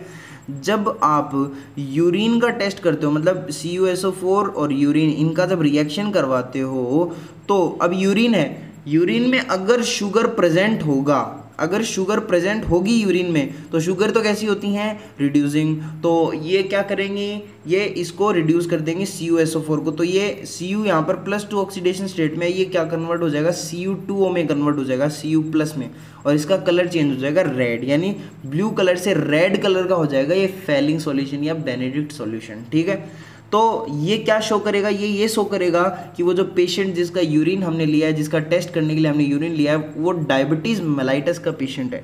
डायबिटीज़ मेलाइटस में क्या होता है, डायबिटीज़ मेलाइटस के अंदर जो अपना मतलब ब्लड है उसके अंदर ग्लूकोज का लेवल बहुत ज़्यादा बढ़ जाता है, ग्लूकोज लेवल बहुत ज़्यादा बढ़ने के कारण अब वो जो शुगर है फिर उसका एक्सक्रीशन करना पड़ता है यूरिन के थ्रू, ठीक है। तो यूरिन में हार्मफुल कीटोन बॉडीज़ बनने लगती हैं, और भी मतलब एक्स्ट्रा जो शुगर होती है वो यूरिन के थ्रू लॉस होती रहती है, ठीक है। तो हम यहाँ से पता लगाते हैं शुगर यूरिन में है या नहीं। अगर शुगर होगी तो ब्लू से रेड हो जाएगा ये सॉल्यूशन, यानी CuSO4 से Cu2O बन जाएगा, रिडक्शन हो जाएगा। अगर शुगर नहीं होगी तो इसका मतलब ब्लू का ब्लू ही रहेगा, तो मतलब अगले को डायबिटीज़ मेलाइटस नहीं है। तो ये एक सिंपल टेस्ट है जो डायबिटीज़ मेलाइटस को आइडेंटिफाई करने में काम आता है ना बच्चों, ठीक है। उसके बाद में हमें ग्लूकोज के बारे में पढ़ना है। एग्जाम्पल ग्लूकोज भी एक मोनोसैकेराइड है ना। ग्लूकोज पढ़ना है हमें। जो ग्लूकोज है, ग्लूकोज को जनरली क्या बोला जाता है, इसको ब्लड शुगर बोला जाता है, ब्लड में प्रेजेंट होती है इसलिए ब्लड शुगर बोला जाता है। सेल्स का खाना ग्लूकोज, तो ग्लूकोज को जनरली क्या बोला जाता है, ब्लड शुगर बोला जाता है, या फिर इसको डेक्सट्रोज भी बोलते हैं कई लोग, क्योंकि ये डेक्स्ट्रो रोटेटरी होती है ना। वो मैंने बोला था ना एल फॉर्म और डी फॉर्म, उसमें एल मतलब लीवो रोटेटरी, डी मतलब डेक्स्ट्रो रोटेटरी। तो ये जो ग्लूकोज है ना, हमने हर जगह लिखा ना डी ग्लूकोज डी फ्रक्टोज, वैसे तो ये ग्लूकोज क्या है, डी फॉर्म में प्रेजेंट होती है, ये डेक्स्ट्रोज शुगर होती है, डेक्स्ट्रो रोटेटरी होती है, इसलिए इसको डेक्स्ट्रोज शुगर बोल देते हैं, है ना। और ये ग्रेप शुगर भी इसको बोला जाता है, इसको क्या बोला जाता है, ग्रेप शुगर, डेक्स्ट्रोज शुगर और ब्लड शुगर, किसको, ग्लूकोज को, ठीक है। ये एक प्रिफर्ड रेस्पिरेटरी सबस्ट्रेट है, मतलब रेस्पिरेटरी सबस्ट्रेट, अरे यार रेस्पिरेशन में सबसे ज़्यादा ग्लूकोज तो काम आती है अपनी पूरी बॉडी में, मेनली सेल्स का खाना क्या होता है, ग्लूकोज होता है। तो ग्लूकोज क्या है, एक प्रिफर्ड रेस्पिरेटरी सबस्ट्रेट है, ओके। अब ग्लूकोज का रेस्पिरेटरी क्वेश्चन की बात करें तो ये होता है 1। अभी रेस्पिरेटरी क्वेश्चन क्या होता है, आप रेस्पिरेशन इन प्लांट्स में आपको अच्छे से पढ़ाया जाएगा, अभी बस याद कर लो भाई, वहाँ आएगा तो थोड़ी सी हेल्प मिलेगी, या फिर आप देख लोगे हाँ यार वहाँ पढ़ा था। तो रेस्पिरेटरी क्वेश्चन ग्लूकोज का होता है 1, रेस्पिरेटरी क्वेश्चन ग्लूकोज का क्या होता है, 1 होता है। ये एक प्रिफर्ड रेस्पिरेटरी सबस्ट्रेट है, blood sugar, dextrose, grape sugar, ठीक है। इसकी कैलोरीफिक वैल्यू आपको याद करनी है, कितनी होती है, 4.1 कैलोरी। इंपॉर्टेंट कोई भी क्वेश्चन आ सकता है, मतलब कोई ऐसा क्वेश्चन आ सकता है जहाँ पर आपको ये वैल्यू काम आ जाए। तो कैलोरीफिक वैल्यू क्या होती है ग्लूकोज की, वो होती है 4.1 किलो कैलोरी, क्या होती है 4.1 किलो कैलोरी समझ में आई ना बात, 4.1 किलो कैलोरी। और रेस्पिरेटरी क्वेश्चन क्या होता है, बोल दे 1 होता है, ओके जी। तो उसके बाद में मैं आपसे एक बात और पूछता हूँ, नॉर्मल ब्लड ग्लूकोज लेवल कितना होता है। ये तो बहुत ही ज़रूरी बात है, बहुत ज़रूरी बात, और बहुत ही कॉमन सेंस वाली बात है कि नॉर्मल ब्लड ग्लूकोज लेवल कितना होता है, 80 to 120 mm ऑफ Hg, ठीक है, मतलब 80 to 120 mg, सॉरी मैंने गलत बोला, 80 to 120 mg या फिर 100 ml पर ब्लड, 100 ml ब्लड, मतलब क्या मैं बताने क्या शुरू ये क्या है, 80 to 120 mg पर 100 ml ऑफ ब्लड, यानी पर 100 ऑफ ml ब्लड के अंदर 80 to 120 mg ये नॉर्मल ब्लड ग्लूकोज लेवल है, ठीक है। वो तो मैं सॉरी मैंने गलत बोल दिया था, मैंने वो उस टाइम में 80 to 120 mm ऑफ Hg बोला था ना, वो तो ब्लड प्रेशर होता है, ठीक है। So normal blood glucose level क्या होता है 80 to 120 mg पर 100 ml ऑफ ब्लड, या फिर इसको ऐसे भी लिख सकते हैं 4.5 से लेकर के 5 mm। अभी mm का मतलब क्या है, सो mm मतलब है मिलीमोल, mm मतलब है मिलीमोल। 4.5 से लेकर के 5 मिलीमोल या 80 to 120 mg पर 100 ml ऑफ ब्लड, ठीक है। उसके बाद में बात है फ्रक्टोज की बात करनी है हमें। फ्रक्टोज को बच्चों फ्रूट शुगर बोलते हैं, फ्रक्टोज को क्या बोलते हैं, फ्रूट शुगर बोलते हैं, और फ्रक्टोज को लेविलोज भी बोलते हैं। तो क्या बोलते हैं इसको, फ्रूट शुगर और लेविलोज। और ये बात आपको बहुत ही अच्छे से पता होनी चाहिए कि फ्रक्टोज जो है बेटा ये मोस्ट स्वीटेस्ट नेचुरल शुगर, यानी नेचुरल शुगर जितनी भी होती हैं उनमें सबसे ज़्यादा मीठी स्वादिष्ट, सबसे ज़्यादा मीठी कौन होती है, बहुत ही ज़्यादा मीठी कौन होती है, fructose. Fructose is most sweetest natural sugar, ठीक है। इसका स्वीटनिंग इंडेक्स कितना होता है 170, याद नहीं करना, बस बता रहा हूँ, बहुत ज़्यादा होता है ये स्वीटनिंग इंडेक्स कितना होता है 170। आपसे कोई पूछे मोस्ट स्वीटेस्ट शुगर, तो उसका आंसर फ्रक्टोज नहीं होगा। क्यों, अभी तो बोला था आपने, मैंने अभी बोला मोस्ट स्वीटेस्ट नेचुरल शुगर है फ्रक्टोज, तो मोस्ट स्वीटेस्ट शुगर नहीं है, क्योंकि कुछ आर्टिफिशियल शुगर्स भी हैं जो इससे बहुत ज़्यादा स्वीटनिंग इंडेक्स जिनका बहुत ज़्यादा होता है, वो भी बात करेंगे अभी। अगले नंबर पे हमें बात करनी है, जैसे एग्जाम्पल, हाँ फ्रक्टोज का एग्जाम्पल हो गया हनी और सीमन। कहाँ प्रेजेंट होता है, जैसे फ्रक्टोज किस में प्रेजेंट होता है, सीमन जो होता है जिसमें स्पर्म्स होते हैं, ठीक है, उसमें फ्रक्टोज, स्पर्म का जो फूड होता है वो कौन होता है, फ्रक्टोज होता है। और उसके बाद में एक हो गया Honey, mannose and galactose, mannose and galactose. अगले नंबर पे हमें पढ़ना है मैनोज और गैलेक्टोज, साथ में देख लेते हैं। ये जो गैलेक्टोज है इसको ब्रेन शुगर बोलते हैं, बड़ा इंपॉर्टेंट चीज़ है, याद रखना, कहीं भी एक छोटा सा क्वेश्चन बन जाएगी विच इज़ ब्रेन शुगर, तो आप आराम से आंसर दे सकते हो। ब्रेन शुगर गैलेक्टोज है होती है, अगर आपको पता हो तो, ठीक है। मनोज ये एग जो मतलब एग योक होता है उसके अंदर पाई जाती है, अंडे में, ठीक है। मनोज अभी भी अंडे में है, एग योक में पाई जाती है। और गैलेक्टोज ब्रेन शुगर होती है, not found in free form. ये मैनोज और गैलेक्टोज हैं, ये फ्री फॉर्म में नहीं मिलते, ठीक है। मैनोज और गैलेक्टोज फ्री फॉर्म में नहीं मिलते, याद रखना, ये किसी ना किसी चीज़ के साथ बाइंड होकर के मिलते हैं। और किसके साथ बाइंड होकर मिलते हैं ये आपको इस चैप्टर में आगे जानने को मिलेगा, अपनी दिल की धड़कनें थाम के बैठिए। मैनोज गैलेक्टोज किसी के साथ नहीं मिलते, फ्री फॉर्म में नहीं मिलते। Fructose fruit sugar, levulose most sweetest natural sugar, honey, semen, okay complete, bye bye. उसके बाद में डिराइव्ड मोनोसेक्राइड या फिर शुगर, डिराइव्ड मोनोसेक्राइड या फिर शुगर। डिराइव्ड मोनोसेक्राइड यानी ये जो मोनोसेक्राइड है ना, इनमें कुछ हम थोड़े से मॉडिफिकेशन करते हैं, मतलब इनसे कुछ डिराइव करें। जैसे मान लो अमाइन शुगर होती है, अमाइन शुगर। अमाइन शुगर मतलब आप एक काम करो, शुगर में क्या करो, किसी भी शुगर में, जैसे मान लो अपने पास जैसे एग्जांपल है ग्लूकोज है, ग्लूकोज के अंदर सेकंड कार्बन पर जो OH लगा हुआ होता है ना, उसकी जगह आप अमाइन ग्रुप लगा दो। ग्लूकोज में अमाइन शुगर क्या होगी भाई, शुगर में OH की जगह NH2 लगा दो। इन sugar OH group is replaced by NH2 group, that is called amine sugar. Amine group से रिप्लेस करोगे अमाइन शुगर बन जाएगी। जैसे ग्लूकोज में सेकंड कार्बन पे जो OH होता है उसकी जगह आप वहाँ पर एक अमाइन ग्रुप लगा दोगे तो वो क्या बन जाएगा, ग्लूकोज अमाइन बन जाएगी। क्या बन जाएगी वो, ग्लूकोज अमाइन बन जाएगी, ठीक है। अब ये ग्लूकोज अमाइन का अगर इसके अंदर तुम एक एसिटाइल ग्रुप और ऐड कर दो, यानी इसका एसिटाइलेशन कर दो। अगर तुम्हें ये सारी चीज़ें थोड़ी कम समझ में आ रही हैं तो कोई नहीं, चिंता का कोई विषय नहीं है। ऑर्गेनिक केमिस्ट्री जब आप पढ़ेंगे क्लास 12 में, सेकंड बुक जो है केमिस्ट्री की, सो वहाँ पर आपको बहुत अच्छे से समझ में आ जाएगा। अभी फिलहाल देख लीजिए, यानी एसिटाइल ग्रुप होता है, एसिटाइल ग्रुप आप ऐड कर दो ग्लूकोज अमाइन में तो इसका एसिटाइलेशन हो जाएगा। तो क्या बनेगा, एन एसिटाइल ग्लूकोज अमाइन। क्या बनेगा, N stands for nitrogen, N acetyl glucosamine, N acetyl glucosamine. उसके बाद में ये एन एसिटाइल ग्लूकोज अमाइन होता है, ये it is an component of peptidoglycan and chitin. Peptidoglycan और काइटिन जो है इनका एक कंपोनेंट होता है एन एसिटाइल ग्लूकोज अमाइन। यहाँ से याद करने की बात क्या है, याद करने की बात ये है ये तो समझने की बात है कि अमाइन शुगर क्या होती है कि भाई शुगर में तुम OH की जगह क्या कर दो, अमाइन ग्रुप अटैच कर दो तो वो अमाइन शुगर बन जाएगी। जैसे ग्लूकोज में सेकंड कार्बन के OH पर तुम NH2 लगा दोगे तो वहाँ पर क्या बनेगा, ग्लूकोज अमाइन बनेगी। अब इस ग्लूकोज अमाइन का तुम अगर एसिटाइलेशन कर देते हो तो क्या बनता है, एन एसिटाइल ग्लूकोज अमाइन बनता है। और N acetyl glucosamine it is an component, यानी एक काइटिन और पेप्टिडोग्लाइकिन का एक कंपोनेंट है, मतलब इनमें इंक्लूड होता है, इनका एक कंपोनेंट है। समझ रहे हो बात को कि ये एन एसिटाइल ग्लूकोज अमीन पेप्टिडोग्लाइकिन प्लस काइटिन का एक कंपोनेंट है, ठीक है, ओके, बात खत्म। शुगर अल्कोहल, शुगर अल्कोहल मतलब इसके अंदर क्या करोगे, CHO ग्रुप जो है उससे उसको रिप्लेस कर दोगे आप OH ग्रुप से, यानी OH ग्रुप ज़्यादा हो जाएंगे तो alcohol. CHO group aldehyde group जो है ना उसको आप OH से रिप्लेस कर दो। जैसे एग्जांपल मनोज है, मनोज मुझे तुम पहले ये बता दो कितने कार्बन की शुगर है, मनोज कितने कार्बन की शुगर है, बोलो ना, अरे 6 कार्बन की है ना, तो मनोज 6 कार्बन की शुगर है।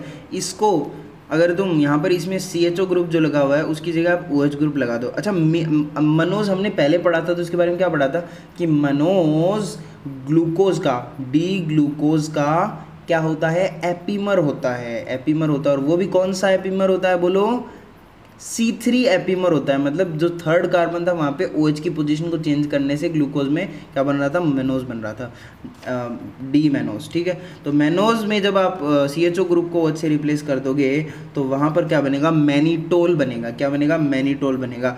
और ये जो मैनिटोल होता है ये it is stored food in brown algae. ये चीज़ अभी याद कर लोगे तो बहुत फायदे में रहेगा। जब डाइवर्सिटी पढ़ोगे तो डाइवर्सिटी में भी ये चीज़ आएगी ब्राउन एल्गी में, कि ब्राउन एल्गी में जो स्टोर्ड फूड होता है ना वो मैनिटोल की फॉर्म में होता है। ब्राउन एल्गी में स्टोर्ड फूड मैनिटोल की फॉर्म में होता है। उसके बाद में अपने पास आती है शुगर एसिड। शुगर एसिड मतलब यानी CHO ग्रुप को आप एक एसिडिक ग्रुप यानी COOH से रिप्लेस कर दो तो आपके पास शुगर एसिड बन जाएगा। एग्जाम्पल इसका हो जाएगा ग्लूकोज। जैसे ग्लूकोज है, ग्लूकोज के अंदर आप ये काम करोगे तो इससे क्या बनेगा, ग्लूकोरोनिक एसिड बनेगा। ग्लूकोरोनिक एसिड बनेगा। ग्लूकोरोनिक एसिड क्या होता है, it is an component of hyaluronic acid. Hyaluronic acid होता है ना, इसको हम एनिमल सीमेंट बोलते हैं। अभी याद कर लो, एनिमल टिश्यू में पढ़ाया जाएगा, स्ट्रक्चरल ऑर्गेनाइजेशन इन एनिमल्स में एनिमल सीमेंट होता है ये। मतलब सीमेंट क्या काम करता है, वो ये काम करता है एनिमल्स में, ठीक है। सो अपने पास क्या है, शुगर एसिड है। शुगर एसिड में ग्लूकोज किस में कन्वर्ट होता है, ग्लूकोरोनिक एसिड में कन्वर्ट होता है। ग्लूकोरोनिक एसिड एक हाइलुरोनिक एसिड का कंपोनेंट है और हाइलुरोनिक एसिड को हम एनिमल सीमेंट बोलते हैं। तो ये चीज़ें आप याद कर लेंगे, ठीक है। अब अगले नंबर पे हम मोनोसेकेराइड को तो अब कंप्लीट कर चुके हैं। अब हमें पढ़ना है बच्चों ओलिगोसेकेराइड। हमें पढ़ना है ओलिगोसेकेराइड। भाई ओलिगोसेकेराइड जो है ना, इसमें हमने पढ़ा था 2 से 10 मोनोसेकेराइड यूनिट्स होती हैं। 2 से 10 मोनोसेकेराइड यूनिट्स होती हैं, ठीक बात है। 2 से 10 मोनोसेकेराइड यूनिट्स होती हैं और monosaccharide are bounded with glycosidic bond present होता है, ठीक। ग्लाइकोसिडिक बॉन्ड प्रेजेंट होता है, डिहाइड्रेशन सिंथेसिस से बनता है। अच्छा, ग्लाइकोसिडिक बॉन्ड की जो फॉर्मेशन की जो प्रोसेस है उसमें डिहाइड्रेशन सिंथेसिस होता है। डिहाइड्रेशन मतलब जब ये बॉन्ड बनता है ना तो पानी निकलता है, मतलब बॉन्ड बनता है तो वाटर का एलिमिनेशन होता है। वो कैसे होता है वो अभी बताते हैं आपको। जैसे ग्लाइकोसिडिक बॉन्ड 2 टाइप के हो सकते हैं। एक तो शुगर के बीच में ग्लाइकोसिडिक बॉन्ड बने। जैसे एग्जांपल, मैंने कोई शुगर ली, जैसे ये शुगर का इतना सा पार्ट बनाया मैंने, बाकी का छोड़ दिया है समझाने के लिए, ठीक है। इतना सा पार्ट बनाया मैंने, ऑक्सीजन, ये फर्स्ट कार्बन, कौन सा कार्बन होता है ये, हेमी एसिटाइल या फिर हेमिकेटाइल कार्बन। इस कार्बन, ये फर्स्ट कार्बन है ना इसका, इधर से इसके साथ एक OH ग्रुप अटैच होगा। अब वो ऊपर नीचे एक बार छोड़ो, एक बार बॉन्ड बनाना सिखा रहा हूँ मैं। OH ग्रुप इसके साथ अटैच होगा, ठीक है।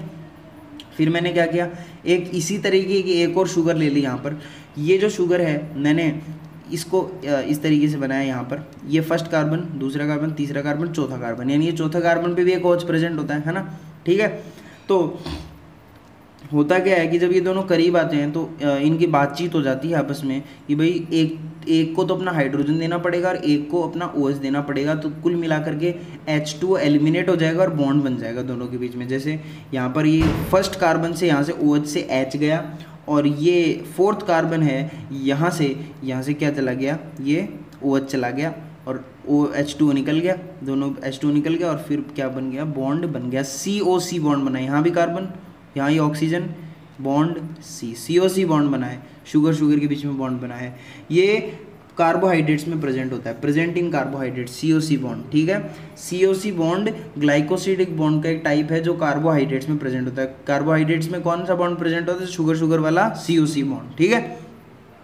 ओके भाई साहब, अब है ना, तुम हमेशा ये चीज़ याद रखना कि ग्लाइकोसिडिक बॉन्ड में जो ये वाली शुगर है ना, इसका तो पहला कार्बन, मतलब ये एक शुगर का तो पहला कार्बन, और ये जो दूसरी शुगर है ना इसका, इस दूसरी शुगर का पहला कार्बन भी हो सकता है, मतलब यहाँ से भी इस कार्बन को इधर मोड़ के बॉन्ड बना सकते थे, दूसरे कार्बन पे जो OH है वो भी काम में ले सकते थे, चौथे कार्बन वाला भी काम में ले सकते थे हम अपन OH, और छठे कार्बन वाला भी अपन यूज, छठे कार्बन वाला यहाँ पे ये HCH2OH ये वाला, मतलब ये वाला OH और एक ये वाला OH, मतलब ये जो दूसरी वाली शुगर है, एक शुगर का तो पहला कार्बन और दूसरी का पहला, यानी इससे भी इसका OH का भी काम में ले सकते थे, दूसरे कार्बन का OH भी काम में ले सकते थे, तीसरे का काम में नहीं लेते क्योंकि तीसरे का अंदर आता है, ठीक है, और चौथे का काम में लेके दिखाया मैंने आपको भी, और छठे कार्बन का इसका OH भी काम में ले सकते हैं बॉन्ड फॉर्मेशन के लिए। समझ में आई बात? ओके। दूसरे टाइप का बॉन्ड ग्लाइकोसिडिक बॉन्ड होता है शुगर शुगर बॉन्ड। याद रखना कार्बोहाइड्रेट में कौन सा बॉन्ड प्रेजेंट होता है? ये शुगर शुगर COC बॉन्ड। दूसरा होता है शुगर N2 बेस, मतलब शुगर और नाइट्रोजन बेस में बॉन्ड। कैसे? एक तरफ तो मैंने ये ले ली शुगर अपनी, ठीक है, आधा पार्ट बनाया इसका, शुगर ले ली, ये इसका पहला कार्बन हो गया, ठीक है, ये OH लगा हुआ है यहाँ पे, ओके। अब इधर की तरफ एक नाइट्रोजन बेस आता है। अब ये नाइट्रोजन बेस तुमने अभी पढ़ा तो है नहीं, प्यूरिन पायरमिडीन, तो ये तो बाद में अच्छे से समझ में आएगा, लेकिन इतना समझ लो कि नाइट्रोजन बेस है, इसमें क्या होता है, इसमें ये नाइट्रोजन है इसका, ठीक है, नाइट्रोजन बेस है, ऐसे मान लो कि इसका नाइट्रोजन है, इस नाइट्रोजन के पास एक हाइड्रोजन होता है, तो इसका तो हाइड्रोजन और इस शुगर का OH ये दोनों मिलके सेटिंग कर लेते हैं और H2 बाहर निकल जाता है और CNC बॉन्ड बनता है। यहाँ पे देखो C, फिर यहाँ पे N होगा और फिर इधर कार्बन लगा हुआ होता है, तो ऐसा कुछ बॉन्ड बनता है। प्यूरिन पायरमिडीन की जब स्ट्रक्चर समझ में आएगी तब पता चलेगा कि मैंने क्या बनाया है, ठीक है, समझ में आ रहा है? ओके। मैं ये बोलना चाह रहा हूँ कि जो प्यूरिन है उसका तो 9th पोजीशन पे जो कार्बन होता है वो काम में लेते हैं, और पायरिमिडीन का 1st पोजीशन पे जो नाइट्रोजन होता है उसको काम में लेते हैं। ये चीज़ें आपको याद नहीं रखनी है, ठीक है। CNC बॉन्ड होता है, ये किस में प्रेजेंट होता है? ये न्यूक्लिक एसिड्स में प्रेजेंट होता है, ठीक है, तो ये न्यूक्लिक एसिड में पढ़ लेंगे। न्यूक्लिक एसिड में प्रेजेंट होता है CNC ग्लाइकोसिडिक बॉन्ड, ठीक है, ओके भाई साहब। ग्लाइकोसिडिक बॉन्ड में डिहाइड्रेशन सिंथेसिस होता है, ठीक है। अब on the basis of number of monosaccharide unit, यानी नंबर ऑफ मोनोसेक्राइड यूनिट के बेसिस पे हम क्या करते हैं, जो ओलिगोसेक्राइड होते हैं इनको क्लासिफाई करते हैं। जैसे एक तो डाइसेक्राइड, यानी 2 मोनोसेक्राइड यूनिट हैं तो डाइसेक्राइड, 3 मोनोसेक्राइड यूनिट है तो ट्राइसेक्राइड, टेट्रासेक्राइड, पेंटासेक्राइड। तो डाइसेक्राइड जो है इसमें इसके एग्जांपल्स हैं जैसे माल्टोज, ये आपको याद करना है, डाइसेक्राइड जैसे maltose, sucrose, lactose, trehalose. Trisaccharide raffinose, tetrasaccharide stachyose, pentasaccharide verbascose. अब यहाँ पे एक छोटी सी ध्यान देने वाली बात ये है, ये बात ये है कि ट्राइसेक्राइड है रेफिनोज, तो रेफिनोज जो है ये किससे मिलकर बनता है? ये किससे मिलकर बनता है? Galactose plus glucose plus fructose, यानी गैलेक्टोज, फ्रक्टोज और ग्लूकोज से मिलकर के रेफिनोज बनता है। मतलब ज़्यादा से ज़्यादा आपको ये पूछ लेगा कि ये किस किस से बनता है, तो ये याद होना चाहिए, गैलेक्टोज, ग्लूकोज, फ्रक्टोज। टेट्रासेक्राइड है स्टेक्यूज, स्टेक्यूज 4 मोनोसेक्राइड से मिलकर बनेगा, तो स्टेक्यूज किससे बनता है? Galactose plus glucose plus fructose, यानी स्टेक्यूज में 2 गैलेक्टोज की यूनिट्स होती हैं। पेंटासेक्राइड, जैसे अब पेंटासेक्राइड है ना, ये largest oligosaccharide discovered till date, यानी ओलिगोसेक्राइड में लार्जेस्ट से लार्जेस्ट अब तक पेंटासेक्राइड डिस्कवर हुआ है, मतलब इससे बड़ा ओलिगोसेक्राइड अभी तक नहीं मिला है। ओलिगोसेक्राइड, पेंटासेक्राइड वेरेबिस्कोस एग्जाम्पल है। वेरेबिस्कोस किससे बनता है? Galactose plus glucose plus fructose, ठीक है। कॉमन बात यह है कि सब में फ्रक्टोज तो एक एक लग रहा है, ग्लूकोज इसमें एक है, इसमें एक है, इसमें 2 है, इसमें गैलेक्टोज 1 है, 2 है, इसमें गैलेक्टोज 3 है, बस ठीक है, सिंपल सी बात है। याद करना चाहो तो प्लीज़ याद कर लेना। उसके बाद में हमारे पास आगे इनको हमें थोड़ा सा डिटेल में पढ़ना है। Maltose, sucrose, lactose, trehalose. इसमें सबसे पहले अपने पास आता है माल्टोज। माल्टोज कैसे फॉर्म होता है? Maltose is formed by alpha D glucose plus alpha D glucose, यानी ग्लूकोज ग्लूकोज जब जुड़ते जाते हैं तो माल्टोज बनता है। ग्लूकोज प्लस ग्लूकोज, सब alpha D glucose plus alpha D glucose, ठीक है। कैसे बनता है? वही डिहाइड्रेशन सिंथेसिस। इधर एक ग्लूकोज है, पहला कार्बन OH यहाँ से निकलेगा और ये जो चौथा कार्बन यहाँ से H निकल जाएगा, फिर यहाँ पर इनके बीच में बॉन्ड बन गया, समझ रहे हो? ऐसे करके जुड़ते जाते हैं यूनिट्स। अब ये जो माल्टोज है इसको माल्ट शुगर भी बोला जाता है, माल्टोज को माल्ट शुगर भी बोला जाता है। और ये माल्ट शुगर जो है ये सीड ऑफ बार्ले में पाई जाती है। ये कहाँ पाई जाती है? सीड ऑफ बार्ले में। Maltose is found in barley seeds. और यहाँ पर जो ग्लाइकोसिडिक बॉन्ड होता है वो होता है अल्फा 1,4। अल्फा 1,4 यानी इसका तो पहला कार्बन और इसका चौथा कार्बन, ठीक है। यहाँ पर जब भी तुम माल्टोज बनाओ ये ध्यान रखना, हमेशा अल्फा 1,4 ग्लाइकोसिडिक बॉन्ड होगा, यानी इसका तो पहला कार्बन और इस शुगर का चौथा कार्बन, अल्फा 1,4, ओके। और रिड्यूसिंग, और अल्फा क्यों लिखा है? अल्फा इसलिए लिखा है क्योंकि ये जो देखो हमने ग्लूकोज की दो फॉर्म्स पढ़ी थी ना, एक तो अल्फा और एक बीटा। तो अल्फा ग्लूकोज जो था वो तो था ऐसा, OH नीचे था, और बीटा ग्लूकोज के अंदर OH जो था वो था ऊपर, ठीक है। तो बीटा नहीं लेना, हमें अल्फा लेना है जिसके अंदर OH नीचे है, ठीक है। तो अल्फा 1,4 ग्लाइकोसिडिक बॉन्ड प्रेजेंट है। और ये जो माल्टोज शुगर है ये बहुत ही इंपॉर्टेंट बात, ये रिड्यूसिंग शुगर होती है। ये माल्टोज शुगर बहुत ही जरूरी बात, ये रिड्यूसिंग शुगर होती है, ठीक है। बाद में हमारे पास बात आती है सुक्रोज की। सुक्रोज क्या है? देखो सुक्रोज ये alpha D glucose plus beta D fructose से मिलकर बनता है। ये मोनोमर्स आपको याद करने पड़ेंगे। ग्लूकोज किस, माल्टोज किससे बनता है? Glucose plus glucose. सुक्रोज किससे बनता है? ग्लूकोज प्लस फ्रक्टोज से, ग्लूकोज प्लस फ्रक्टोज से। और ये भी याद रखना है अल्फा डी ग्लूकोज और beta D fructose, alpha D glucose और बीटा डी फ्रक्टोज, ठीक है। फ्रक्टोज की स्ट्रक्चर बनानी आनी चाहिए, वही डिहाइड्रेशन सिंथेसिस। ये चीज़ें ज़्यादा इंपॉर्टेंट है नहीं, आपको मोनोमर यूनिट याद होनी चाहिए और स्ट्रक्चर आप देख सकते हैं अपने समझने के हिसाब से। उसके बाद में sucrose is second sweetest sugar. Sucrose second sweetest sugar होती है। अच्छा, फर्स्ट स्वीटेस्ट नेचुरल शुगर कौन सी है? फ्रक्टोज। फ्रक्टोज के बाद में ये कौन सी है? Sucrose. Sucrose second sweetest sugar है। ये पता है तुम्हें? सुक्रोज को इन्वर्ट शुगर भी बोलते हैं, सुक्रोज को इन्वर्ट शुगर भी बोलते हैं। अच्छा, इसको केन शुगर या फिर टेबल शुगर भी बोला जाता है। केन शुगर क्यों नहीं? शुगर केन से ऑब्टेन होती है ना, तो केन शुगर या फिर टेबल शुगर, कॉमनली हम यही शुगर यूज लेते हैं, तो इसको टेबल शुगर भी बोलते हैं, ठीक है। जैसे टेबल सॉल्ट होता है वैसे टेबल शुगर।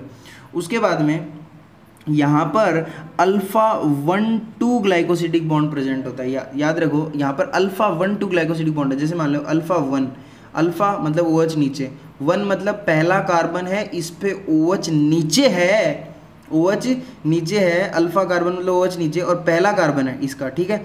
और दूसरी तरफ है हमारी फ्रक्टोज। फ्रक्टोज तैयार खड़ी है। फ्रक्टोज का हमें लेना है दूसरा कार्बन, तो दूसरा कार्बन तो हमें क्या करना पड़ेगा? ऑक्सीजन यहाँ इधर से, ये पहला कार्बन तो ऊपर, दूसरा कार्बन ये, मतलब इसको थोड़ा हमने टेढ़ा बनाया, ठीक है। मतलब मैंने जब पढ़ाया था आपको तो वैसे पढ़ाया था कि ये वाला पार्ट यहाँ था, लेकिन अब मैंने ये वाला पार्ट यहाँ कर दिया। और बीटा है इसका मतलब ये जो है ये नीचे होगा CH2OH, वरना ऊपर बताया था मैंने आपको। तो बीटा डी फ्रक्टोज, इसके अंदर सेकेंड अल्फा 1,2 ग्लाइकोसिडिक बॉन्ड है। दूसरे कार्बन से तो हमारे पास क्या आ जाएगा? यहाँ पर H आ जाएगा और यहाँ से क्या आ जाएगा? OH, तो यहाँ COC बॉन्ड बन जाएगा, ओके। सुक्रोज एक नॉन रिड्यूसिंग शुगर होती है। बहुत ज़रूरी बात, बहुत इंपॉर्टेंट बात है यहाँ पर, ये आपको बहुत जगह बहुत क्वेश्चंस में काम आएगी कि सुक्रोज क्या है? एक नॉन रिड्यूसिंग शुगर है। सुक्रोज क्या है? एक नॉन रिड्यूसिंग शुगर है, ठीक है। सुक्रोज क्या है? एक नॉन रिड्यूसिंग शुगर है। अच्छा, ये जो सुक्रोज है, शुगर ट्रांसलोकेशन विया फ्लोएम। अच्छा, पता है तुम्हें, जो फ्लोएम में प्लांट का फूड ट्रैवल करता है फ्लोएम के थ्रू, तो वो सुक्रोज की फॉर्म में ट्रैवल करता है। सुक्रोज की फॉर्म में इसलिए ट्रैवल करता है क्योंकि सुक्रोज रिएक्शन करती नहीं है, ये नॉन रिड्यूसिंग होती है, तो आराम से फूड एक जगह से दूसरी जगह प्लांट के अंदर जा सकता है। इसलिए हम बोलते हैं कि ये नॉन रिड्यूसिंग शुगर है और ये शुगर ट्रांसलोकेशन विया फ्लोएम मतलब प्लांट्स में हेल्प करती है। उसके बाद में हमारे पास अगले नंबर पे आती है लैक्टोज। लैक्टोज की मोनोसेकेराइड यूनिट्स क्या होती हैं? लैक्टोज बनता है alpha D glucose plus beta D fructose से, sorry alpha D glucose plus alpha D galactose से। याद रखना, क्या बोल रहा हूँ मैं? गलत बोल लिया। देखो एक बार फिर देखो, lactose beta D galactose plus beta D galactose से बनता है। लैक्टोज किससे बनता है? Beta D galactose plus beta D galactose से बनता है। जैसे जैसे जैसे ऐसे देखो, तुमने बीटा लिया है, बीटा का मतलब OH कहाँ होगा, ऊपर की तरफ होगा, अल्फ़ा होता तो नीचे होता, बीटा है तो ऊपर है, ठीक है। तो ये तुमने गैलेक्टोज बना लिया। अच्छा, गैलेक्टोज बना लिया तुमने, ओके। एक बात बताओ, ग्लूकोज और गैलेक्टोज में क्या डिफरेंस आया था? ग्लूकोज गैलेक्टोज में केवल ये डिफरेंस हमने ऑब्जर्व किया था कि इनके अंदर जो स्ट्रेट चेन थी उसके अंदर ग्लूकोज गैलेक्टोज जो है, गैलेक्टोज ग्लूकोज का एपीमर था। एपीमर मतलब उसके अंदर तुमने ये देखा होगा कि जो सेकेंड लास्ट कार्बन है उस पर गैलेक्टोज के अंदर जो OH की पोजीशन है वो अलग थी। देखो मैं फिर से एक बार दिखा देता हूँ उनको, जैसे हमने अभी ये देखा था यहीं कि जैसे ये था अपने पास गैलेक्टोज, इसके अंदर यहाँ पर तो डबल बॉन्ड लगा हुआ था, और फिर यहाँ देखो डी ग्लूकोज के अंदर यहाँ पर सेकेंड लास्ट कार्बन पर OH था, और यहाँ पर ये क्या था कि ग्रुप चेंज हो गया, C डबल बॉन्ड हो गया, मतलब यहाँ पर तो एल्डिहाइड ग्रुप है। और मतलब दो डिफरेंस आ रहे हैं। दो डिफरेंस क्या आ रहे हैं? एक तो सॉरी, ये तो मैंने क्या कर रखा है, मैं खुद ही कंफ्यूज हो गया। ओह सॉरी, मैं कंफ्यूज इसलिए हो रहा था क्योंकि मैंने ये यहाँ पर टिक कर रखा है और मैं सुबह से वीडियोस बना रहा हूँ तो दिमाग ख़राब हो रहा है मेरा। ये थर्ड कार्बन पे मैंने ध्यान नहीं दिया। देखो ग्लूकोज जो है, ग्लूकोज के अंदर सेकेंड लास्ट कार्बन पे OH इधर होता है, ठीक है। और अरे यार देखो, जैसे मैनोज है, ये मैनोज है, मैनोज है, ये C3 एपीमर है, लिख लेना चाहिए था पहले। और ये गैलेक्टोज है, सॉरी बुरा मत मानने यार, देखो बहुत दिमाग ख़राब हो रहा है तो इसलिए गलतियाँ हो रही हैं। ये मेरा लास्ट वीडियो अभी, उसके बाद में कल बनाएंगे। तो C3 एपीमर, मैनोज क्या होता है? C3 एपीमर होता है। और गैलेक्टोज क्या है? गैलेक्टोज क्या है? सॉरी ये तो यार C4 एपीमर होना चाहिए, मैंने कुछ गलतियाँ कर रखी हैं यहाँ। अरे यार क्या कर रहा हूँ मैं? अरे बहुत सिंपल सी बात है ना, देखो ये पहला कार्बन, ये दूसरा कार्बन, तो यहाँ से ये तो C2 एपीमर है, एपीमर, ठीक है। यहाँ से काउंट करना स्टार्ट करोगे तो जो मैनोज होता है इसको हम C2 एपीमर बोलते हैं ग्लूकोज का, और जो गैलेक्टोज है इसको बोलते हैं C4 एपीमर, C4 एपीमर बोलते हैं। कैसे? 1 2 3 4, ये चौथे कार्बन पर मैंने क्या स्ट्रक्चर उल्टी बना दी बनाते टाइम, तो ये क्या हुआ, चौथे कार्बन पर OH की पोजीशन डिफर करने से बनता है गैलेक्टोज, मतलब ग्लूकोज में, ठीक है। तो ये बात है। तो मैं आपको क्या बता रहा था अभी? मैं आपको भी बता रहा था ये लैक्टोज। तो लैक्टोज में हमने कहाँ तक पढ़ लिया था? हमने ये पढ़ लिया था कि लैक्टोज किससे बनता है? ग्लूकोज प्लस गैलेक्टोज से बनता है, बीटा डी गैलेक्टोज और बीटा डी ग्लूकोज, ठीक है।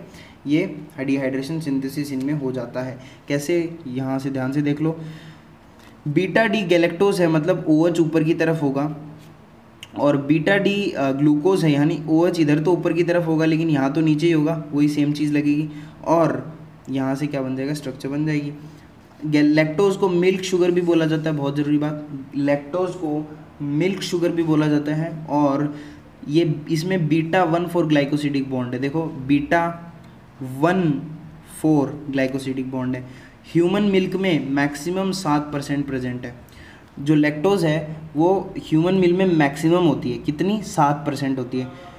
ह्यूमन मिल्क में लैक्टोज मैक्सिमम होती है कितनी? 7%।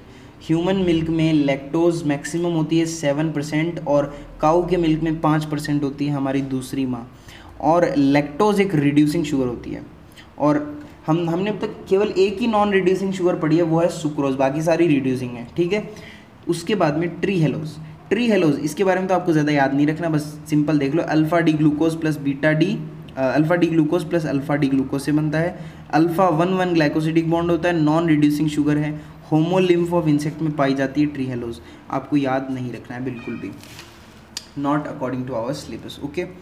पॉलीसेकेराइड की बात करूं तो polysaccharide they can be branched और अनब्रांच्ड। पॉलीसेकेराइड कैसे हो सकते हैं? ये ब्रांच्ड भी हो सकते हैं और अनब्रांच्ड भी हो सकते हैं, ठीक है। मतलब स्ट्रक्चर की बात करें तो ये ब्रांच्ड भी होते हैं और नॉन अनब्रांच्ड भी होते हैं। They are non reducing but their right end is reducing. जो पॉलीसेकेराइड होते हैं यानी बहुत सारे मोनोसेकेराइड मिलकर के एक चेन बना लेते हैं पॉलीसेकेराइड की, वो ब्रांच भी हो सकते हैं, अनब्रांच भी हो सकते हैं, और वो नॉन रिड्यूसिंग भी हो सकते हैं, मतलब नॉन रिड्यूसिंग होते हैं। बात ये है कि दे आर नॉन रिड्यूसिंग, मतलब पॉलीसेकेराइड कैसे होते हैं, नॉन रिड्यूसिंग होते हैं हमेशा सुक्रोज की तरह, लेकिन उनका जो राइट एंड होता है ना, राइट एंड कौन सा, राइट एंड जो होता है वो रिड्यूसिंग होता है, राइट एंड रिड्यूसिंग होता है, वहाँ पर कुछ ऐसा पार्ट प्रेजेंट होता है जो रिड्यूसिंग होता है, ये बात याद रखें। Generally they are insoluble, exception inulin. Generally polysaccharide क्या होते हैं, इनसॉल्युबल होते हैं, मैंने पहले बता दिया, लेकिन एक्सेप्शन है इनुलिन। इनुलिन ऐसा पॉलीसेकेराइड है जो सॉल्युबल होता है। बेसिस, जैसे सबसे पहले हम बेसिस डिसाइड कर रहे हैं, जैसे सबसे पहले फंक्शन के बेसिस पे हमने दो टाइप्स में डिवाइड किया पॉलीसेकेराइड को। सबसे पहले स्ट्रक्चरल पॉलीसेकेराइड कौन से, सेल्यूलोज, काइटिन, पैक्टिन, हेमीसेल्यूलोज। ये क्या है, ये पॉलीसेकेराइड की ऐसी फॉर्म है जो कहीं ना कहीं स्ट्रक्चर्स की फॉर्मेशन में हेल्प करती है। जैसे सेल्यूलोज है, सेल वॉल में प्रेजेंट होता है, स्ट्रक्चरल सपोर्ट प्रोवाइड करता है। काइटिन है, वही सेम बात है, काइटिन फंजाई सेल वॉल में होता है। पैक्टिन है, हेमीसेल्यूलोज, ये सेल वॉल के कंपोनेंट्स है प्लांट्स में, ठीक है। और दूसरे स्टोर्ड फॉर्म में, पॉलीसेकेराइड स्टोर्ड फॉर्म में भी होते हैं, जैसे एग्जांपल स्टार्च है और ग्लाइकोजन है, इनुलिन है, डेक्स्ट्रिन है।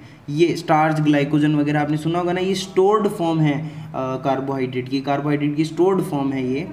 उसके बाद में टाइप्स ऑफ मोनोमर भी दो टाइप के हो सकते हैं। जैसे पॉलीसेकेराइड मोनोमर से ही तो बनते हैं, मोनोमर क्या होते हैं इनके, मोनोसेकेराइड होते हैं। तो ये मोनोसेकेराइड दो टाइप के होते हैं, जैसे मतलब on the basis of monomer polysaccharide दो टाइप के हो सकते हैं, होमोपॉलीसेकेराइड, एक हेटेरोपॉलीसेकेराइड। होमोपॉलीसेकेराइड मतलब जैसे जिनमें एक ही मोनोसेकेराइड यूनिट ज्वाइन होती जाए, जैसे मतलब जैसे ग्लूकोज ऐसे कर, ठीक है। जैसे एग्जांपल होमोपॉलीसेकेराइड के हैं starch, glycogen, cellulose, chitin, inulin, agar अगार।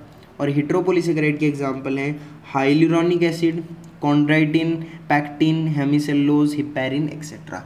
ये आपको थोड़े थोड़े ध्यान में रखने हैं। उसके बाद में हमें सबसे पहले होमोपॉलीसेकेराइड पढ़ने, और होमोपॉलीसेकेराइड में भी सबसे पहले हमारे पास आता है स्टार्च। होमोपॉलीसेकेराइड में सबसे पहले हमारे पास आता है स्टार्च।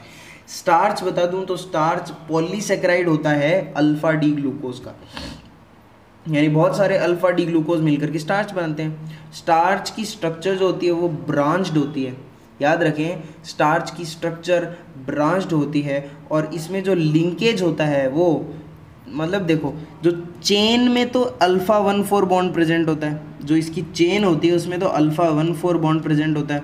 और जो इसके ब्रांचिंग पॉइंट्स होते हैं, जैसे मान लो इसकी कोई भी चेन है, ऐसे मान लो, ठीक है, मैंने ऐसे ही एग्जाम्पल बोला है, तो इसकी चेन में जैसे मान लो ये चेन है, इनमें तो क्या प्रेजेंट है, यहाँ पर तो अल्फा 1,4 ग्लाइकोसिडिक बॉन्ड है। लेकिन जहाँ ब्रांचिंग पॉइंट है ना, जहाँ ब्रांचेस से दूसरी ब्रांच आके जुड़ रही है, यहाँ पर अल्फा 1,6 ग्लाइकोसिडिक बॉन्ड प्रेजेंट है। स्टार्च अल्फा डी ग्लूकोज का पॉलीमर होता है, इसकी ब्रांच्ड स्ट्रक्चर होती है, ब्रांचेस होती हैं बहुत सारी, लिंकेज इसमें चेन में तो अल्फा 1,4 होता है और अल्फा 1,6 होता है ब्रांचिंग पॉइंट्स पे, ठीक है। अब ये जो स्टार्च होता है, ये आयोडीन के साथ जब इसको मिलाते हैं, एक्सपेरिमेंट करते हैं जिसमें जब स्टार्च को आयोडीन के साथ रखते हैं तो उसमें ब्लू कलर आता है स्टार्च का। स्टार्च आयोडीन के साथ ब्लू कलर देता है, याद रखना, स्टार्च आयोडीन के साथ कौन सा कलर देता है, स्टार्च आयोडीन के साथ ब्लू कलर देता है, ठीक है। बिकॉज क्यों देता है, क्योंकि because it is found in helix form, alpha helix form. क्या लिखा हुआ है, helix form, alpha helix form. क्यों देता है, क्योंकि जो स्टार्च है ये अल्फा हेलिकल स्ट्रक्चर होती है, इसकी अल्फा हेलिकल स्ट्रक्चर फॉर्म में प्रेजेंट होती है। जैसे मतलब स्टार्च की कुछ इसकी ऐसी सी स्ट्रक्चर होती है, ठीक है, ऐसी सी स्ट्रक्चर होती है। तो ये कुछ ये पॉकेट्स दिख रही है ना आपको, ये गोल गोल, ये ऐसी पॉकेट्स बनाता है, और इन पॉकेट्स के अंदर जो आयोडीन है वो आके फिट हो जाता है। तो आयोडीन फिर इसकी वजह से ब्लू कलर हमें दिखाई देता है, ठीक है, ब्लू कलर दिखाई देता है। और दूसरी मेन यहाँ पर समझने वाली बात है, इसमें राइट हैंडेड कॉइल्स बनती है। राइट हैंडेड यानी इसकी इधर की तरफ, ऐसे राइट हैंड की तरफ आती हुई कॉइल्स, ऐसी कॉइल्स बनती है जो राइट हैंड की तरफ राइट हैंड साइड की तरफ आ रही हो। तो स्टार्च के अंदर राइट हैंडेड कॉइल्स बनती है जिनके अंदर कुछ पॉकेट्स होते हैं, उन पॉकेट्स के अंदर I2 आके फिक्स हो जाता है। और इस स्ट्रक्चर को क्या बोलते हैं, अल्फा हेलिकल स्ट्रक्चर बोलते हैं, हेलिक्स की फॉर्म में अल्फा हेलिकल स्ट्रक्चर बोलते हैं। और ये देखो, ये इसकी ब्रांचेज निकली हुई हैं, ब्रांचेज पे अल्फा 1,6 ग्लाइकोसिडिक बॉन्ड है, ओके, ठीक है। उसके बाद में हमें पढ़ना है कि ये स्टार्च जो है ये क्या है, ये प्लांट्स में स्टोर्ड फूड है। प्लांट्स में जो स्टोर्ड फूड होता है वो स्टार्च की फॉर्म में होता है। सो प्लांट्स में स्टोर्ड फूड किस फॉर्म में होता है, स्टार्च की फॉर्म में होता है। It is stored food in plants in form of granules. अच्छा, इन फॉर्म, ये किस फॉर्म में प्रेजेंट होता है, जैसे ये it is present in form of granules, ठीक है। और ये किस में प्रेजेंट होता है, जैसे ल्यूकोप्लास्ट है, अपने ल्यूकोप्लास्ट में जो स्टोर्ड चीज़ें होती है, जैसे ल्यूकोप्लास्ट में भी स्पेसिफिकली बोलूँ तो अमाइलोप्लास्ट। अरे पता नहीं है क्या, प्लास्टिड के 3 टाइप होते हैं ना, क्लोरोप्लास्ट, क्रोमोप्लास्ट, ल्यूकोप्लास्ट। उसमें से क्लोरोप्लास्ट ग्रीन कलर प्रोवाइड करता है, क्रोमोप्लास्ट डिफरेंट और कलर्स देता है, और ल्यूकोप्लास्ट मेनली स्टोरेज का काम करता है। उसमें से एक हमने उसका टाइप पढ़ा था एक तो था एल्यूरोप्लास्ट, एक था अमाइलोप्लास्ट, है ना। तो उसमें से जो अमाइलोप्लास्ट है ना, ये क्या करता है, अमाइलोप्लास्ट स्टार्च का स्टोरेज करता है। अमाइलोप्लास्ट क्या करता है, स्टार्च का स्टोरेज करता है। अमाइलोप्लास्ट क्या करता है, स्टार्च का स्टोरेज करता है। एल्यूरोप्लास्ट क्या करता है, प्रोटीन का स्टोरेज करता है। एल्यूरोप्लास्ट क्या करता है, प्रोटीन का स्टोरेज करता है। अमाइलोप्लास्ट स्टार्च का। ग्रेन्यूल्स 2 टाइप के हो सकते, ग्रेन्यूल्स की फॉर्म में प्रेजेंट होता है। ग्रेन्यूल्स भी 2 टाइप के हो सकते हैं, जैसे सिंपल ग्रेन्यूल हुआ, ये तो कॉम्प्लेक्स ग्रेन्यूल यानी बहुत सारे ऐसे जुड़े हुए हैं, कॉम्प्लेक्स फॉर्म हो गई। जैसे सिंपल ग्रेन्यूल किस में होते हैं, वीट, पोटैटो, मेज़। वीट, पोटैटो, मेज़ में जो स्टार्च प्रेजेंट होता है ना, वो सिंपल होता है एकदम, वीट, पोटैटो और मेज़ में। लेकिन जो राइस है ना, उसमें स्टार्च कॉम्प्लेक्स फॉर्म में प्रेजेंट होता है। राइस है, उसमें स्टार्च कॉम्प्लेक्स फॉर्म में प्रेजेंट होता है। उसके बाद में फॉर्म्स ऑफ स्टार्च की 2 फॉर्म्स होती हैं, 2 फॉर्म्स में प्रेजेंट, 2 तरीकों में प्रेजेंट होता है। एक तो अमाइलोज, एक अमाइलोपैक्टिन। जो अमाइलोज फॉर्म है स्टार्च की, वो लेस ब्रांच्ड होती है। अमाइलोज फॉर्म है स्टार्च की, वो लेस ब्रांच्ड होती है, और अमाइलोपैक्टिन हाईली ब्रांच्ड होती है। अमाइलोज फॉर्म है स्टार्च की, वो लेस ब्रांच्ड होती है, और अमाइलोपैक्टिन हाईली ब्रांच्ड होती है। अमाइलोज के अंदर 200 से लेकर के 1000 यूनिट्स प्रेजेंट होती हैं। अमाइलोज में 200 से लेकर के 1000 ग्लूकोज की यूनिट्स प्रेजेंट होती हैं, और अमाइलोपैक्टिन में 2000 से लेकर के 2 लाख यूनिट्स प्रेजेंट होती हैं अमाइलोपैक्टिन की। अच्छा, आयोडीन के साथ अमाइलोज तो ब्लू कलर देता है, लेकिन अमाइलोपैक्टिन रेड कलर देता है। बात क्या है, अमाइलोपैक्टिन लाल रंग देता है, और अमाइलोज कैसा कलर देता है, ब्लू कलर देता है, ठीक है। जैसे पोटैटो है, एक कॉमन एग्जांपल है पोटैटो। पोटैटो के अंदर 20% स्टार्च तो अमाइलोज की फॉर्म में होता है, और 80% स्टार्च अमाइलोपैक्टिन की फॉर्म में प्रेजेंट होता है, ठीक है। उसके बाद में दूसरा हमारे पास पॉलीसेकेराइड है, ग्लाइकोजन। ग्लाइकोजन जो है ये एनिमल्स में स्टोर्ड फूड होता है। जैसे स्टार्च प्लांट्स में स्टोर्ड फूड होता है, वैसे ग्लाइकोजन एनिमल्स में स्टोर्ड फूड होता है। जैसे एग्जांपल, ये स्टोर कहाँ होता है, इन लीवर में या स्केलेटल मसल्स में, in liver and skeletal muscles में, लीवर और स्केलेटल मसल्स में। It is just like amylopectin of plants. Plants में जो अमाइलोपैक्टिन होता है सेम उसी तरीके का होता है। ग्लाइकोजन कैसा होता है, जैसे अमाइलोपैक्टिन होता है ना, ये देखो अमाइलोपैक्टिन हमने पढ़ा था, सेम उसी के जैसा होता है, सिमिलर अमाइलोपैक्टिन ऑफ प्लांट्स। अच्छा, ग्लाइकोजन की मोनोमर यूनिट है अल्फा डी ग्लूकोज, तो वो भी अल्फा डी ग्लूकोज से बन रहा था, ठीक है। तो ग्लूकोज से ही बनता है ग्लाइकोजन भी। तुम्हें बताऊँ क्या, ग्लाइकोजन हाईली ब्रांच्ड होता है। Glycogen is highly branched, glycogen is simply highly branched. इसमें 2 टाइप के लिंकेज प्रेजेंट होते हैं, एक तो अल्फा 14, एक अल्फा 16। वही सेम सी चीज़ है, अल्फा 14 तो चेन में और अल्फा 16 ब्रांचिंग के दौरान। आयोडीन के साथ ये रेड कलर देता है, जैसे मैंने बोला था ना ये अमाइलोपैक्टिन के सिमिलर है, तो अमाइलोपैक्टिन भी रेड कलर देता है आयोडीन के साथ, वैसे ही ग्लाइकोजन भी रेड कलर देता है आयोडीन के साथ। उसके बाद में हमारे पास आता है सेल्यूलोज। सेल्यूलोज बहुत ही, cellulose most abundant organic compound on earth. बहुत ही इंपॉर्टेंट क्वेश्चन भी आया हुआ भी है कि सबसे ज़्यादा अबंडेंट ऑर्गेनिक कंपाउंड आपसे पूछे अर्थ पे, तो वो क्या बताओगे आप, वो होगा सेल्यूलोज। सेल्यूलोज क्यों, क्योंकि कितने सारे प्लांट्स होते हैं, सबके अंदर सेल्यूलोज सेल वॉल में प्रेजेंट होता है। उस हिसाब से देखा जाए तो most abundant organic compound on earth is cellulose. और सेल्यूलोज की जो मोनोमर यूनिट है वो होती है बीटा डी ग्लूकोज। अच्छा, अभी तक हमने ग्लाइकोजन पढ़ा, ग्लाइकोजन में यूनिट क्या थी, ये देख लो, इसमें थी अल्फा डी ग्लूकोज। और अभी फिर उससे पहले हमने पढ़ा था स्टार्च, स्टार्च में क्या थी, अल्फा डी ग्लूकोज। लेकिन सेल्यूलोज में मोनोमर यूनिट क्या है, beta D glucose. Cellulose unbranched होता है, तो मैं बात बताऊँ, सेल्यूलोज अनब्रांच्ड होता है, सेल्यूलोज अनब्रांच्ड होता है, सेल्यूलोज अनब्रांच्ड होता है। सेल्यूलोज के अंदर बीटा 14 ग्लाइकोसिडिक बॉन्ड होता है, जैसे यहाँ पे अल्फा 14 अल्फा 16 पढ़ा था। वैसे यहाँ बीटा 1,4 ग्लाइकोसिडिक बॉन्ड होता है और लीनियर पॉलीमर होता है। ये कैसा होता है? ये लीनियर पॉलीमर होता है, I2 लीनियर पॉलीमर होता है और I2 के साथ कोई कलर नहीं देता। ये बात बहुत ही ज़रूरी है कि I2 के साथ, आयोडीन के साथ सेल्यूलोज कोई भी कलर नहीं देता। Cellulose gives no colour with iodine. बहुत ही इंपॉर्टेंट क्वेश्चन बन सकता है यहाँ से, ठीक है। उसके बाद में animals don't have cellulose digesting enzymes. Animals में हमें सेल्यूलोज डाइजेस्टिंग एंजाइम्स नहीं होते, ठीक है। कैटल्स में होते हैं। कैटल्स का जो र्यूमन होता है, उनका जो डाइजेस्ट सिस्टम का एक पार्ट होता है र्यूमन, उसके अंदर बैक्टीरिया रूमेनोकोकस नाम के एंजाइम्स होते हैं। क्या होते हैं? बैक्टीरिया रूमेनोकोकस होते हैं जो कि सेल्यूलोज का डाइजेशन करते हैं। र्यूमन में बैक्टीरिया रूमेनोकोकस नाम से, ठीक है। प्योरेस्ट फॉर्म, एक बात आती है इंपॉर्टेंट कि what is the purest form of cellulose. Cellulose का प्योरेस्ट फॉर्म है कॉटन फाइबर। 90% तक सेल्यूलोज इसमें प्रेजेंट होता है।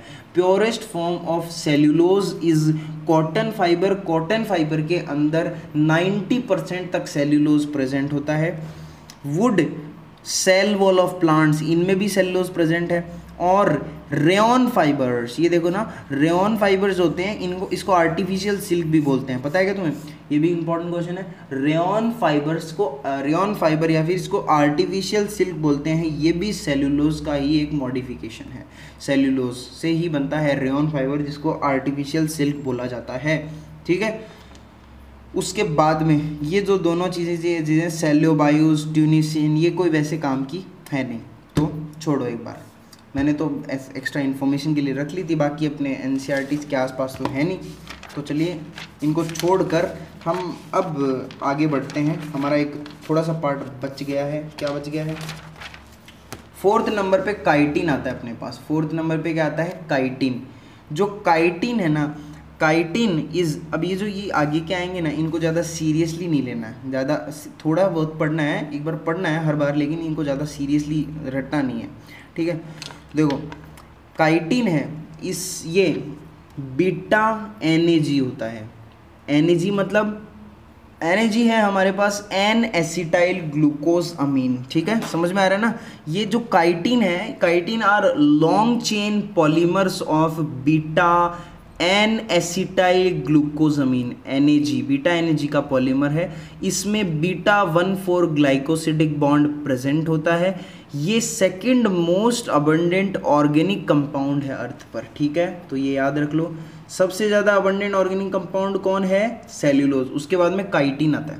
तो chitin is second most abundant organic compound on earth. Fungal cell wall में प्रेजेंट होता है। एक्सोस्केलेटन ऑफ आर्थ्रोपोड्स में प्रेजेंट होता है। अगले नंबर पे इनुलिन। इनुलिन जैसा कि मैंने बोला था, ये एक्सेप्शन होता है, ये सॉल्यूबल पॉलीसेकेराइड है, ये सॉल्यूबल होता है।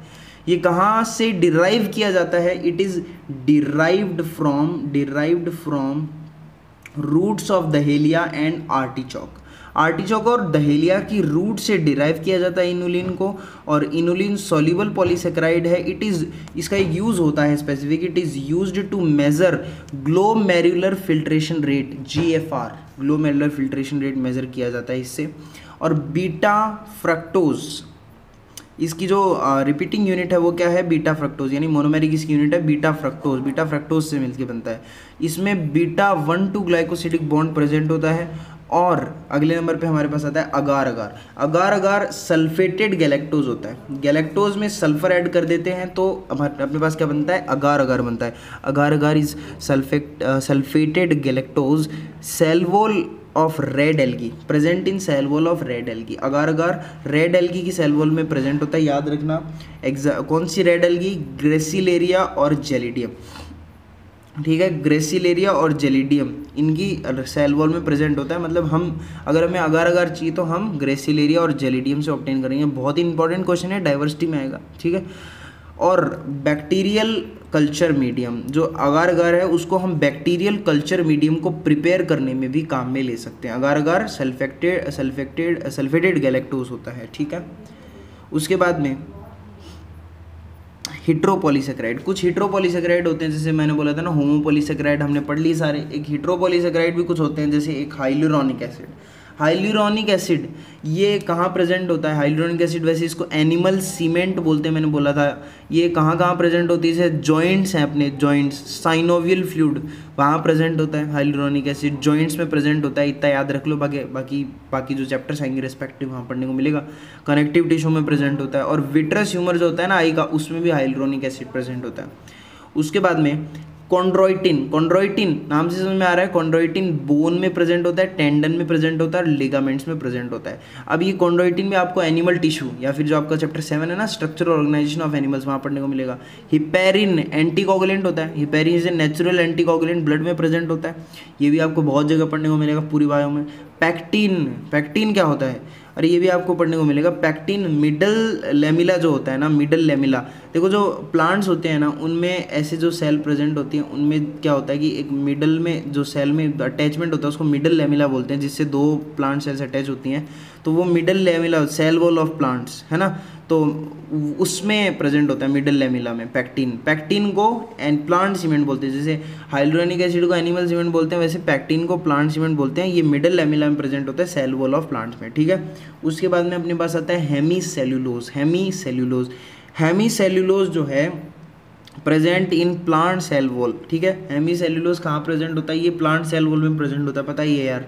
और आर्टिफिशियल आइवोरी, अच्छा ये भी एक ज़रूरी क्वेश्चन है कि जो जैसे एलिफेंट का दांत होता है ना, आइवोर टीथ है ना, सो वैसे ही आर्टिफिशियल टीथ सजावट के लिए मतलब बनाए जाते हैं, तो वो किसके बनाए जाते हैं ये क्वेश्चन होता है, तो इसका आंसर होगा हेमीसेल्यूलोज के बने होते हैं आर्टिफिशियल आइवोरी टीथ, ठीक है। उसके बाद में बिलियर्ड बॉल, ये भी चीज़ें ये आपके सिलेबस में नहीं है, ठीक है, तो एक बार हटा दो, जानने की ज़रूरत भी नहीं है। ओके, सो कोई नहीं, हमने चैप्टर कार्बोहाइड्रेट एनसीईआरटी के अकॉर्डिंग तो बहुत ही अच्छे से कवर कर लिया है। सो अब आप आराम से एनसीईआरटी पढ़ सकते हैं और इन नोट्स का बार बार रिवीजन कीजिए, याद कीजिए। So thanks for watching. स्वस्थ रहो, मस्त रहो, व्यस्त रहो, कल होना हो, एन्जॉय टुडे, ठीक है। सो इन्हीं शब्दों के साथ चलिए, बाय बाय, टेक केयर।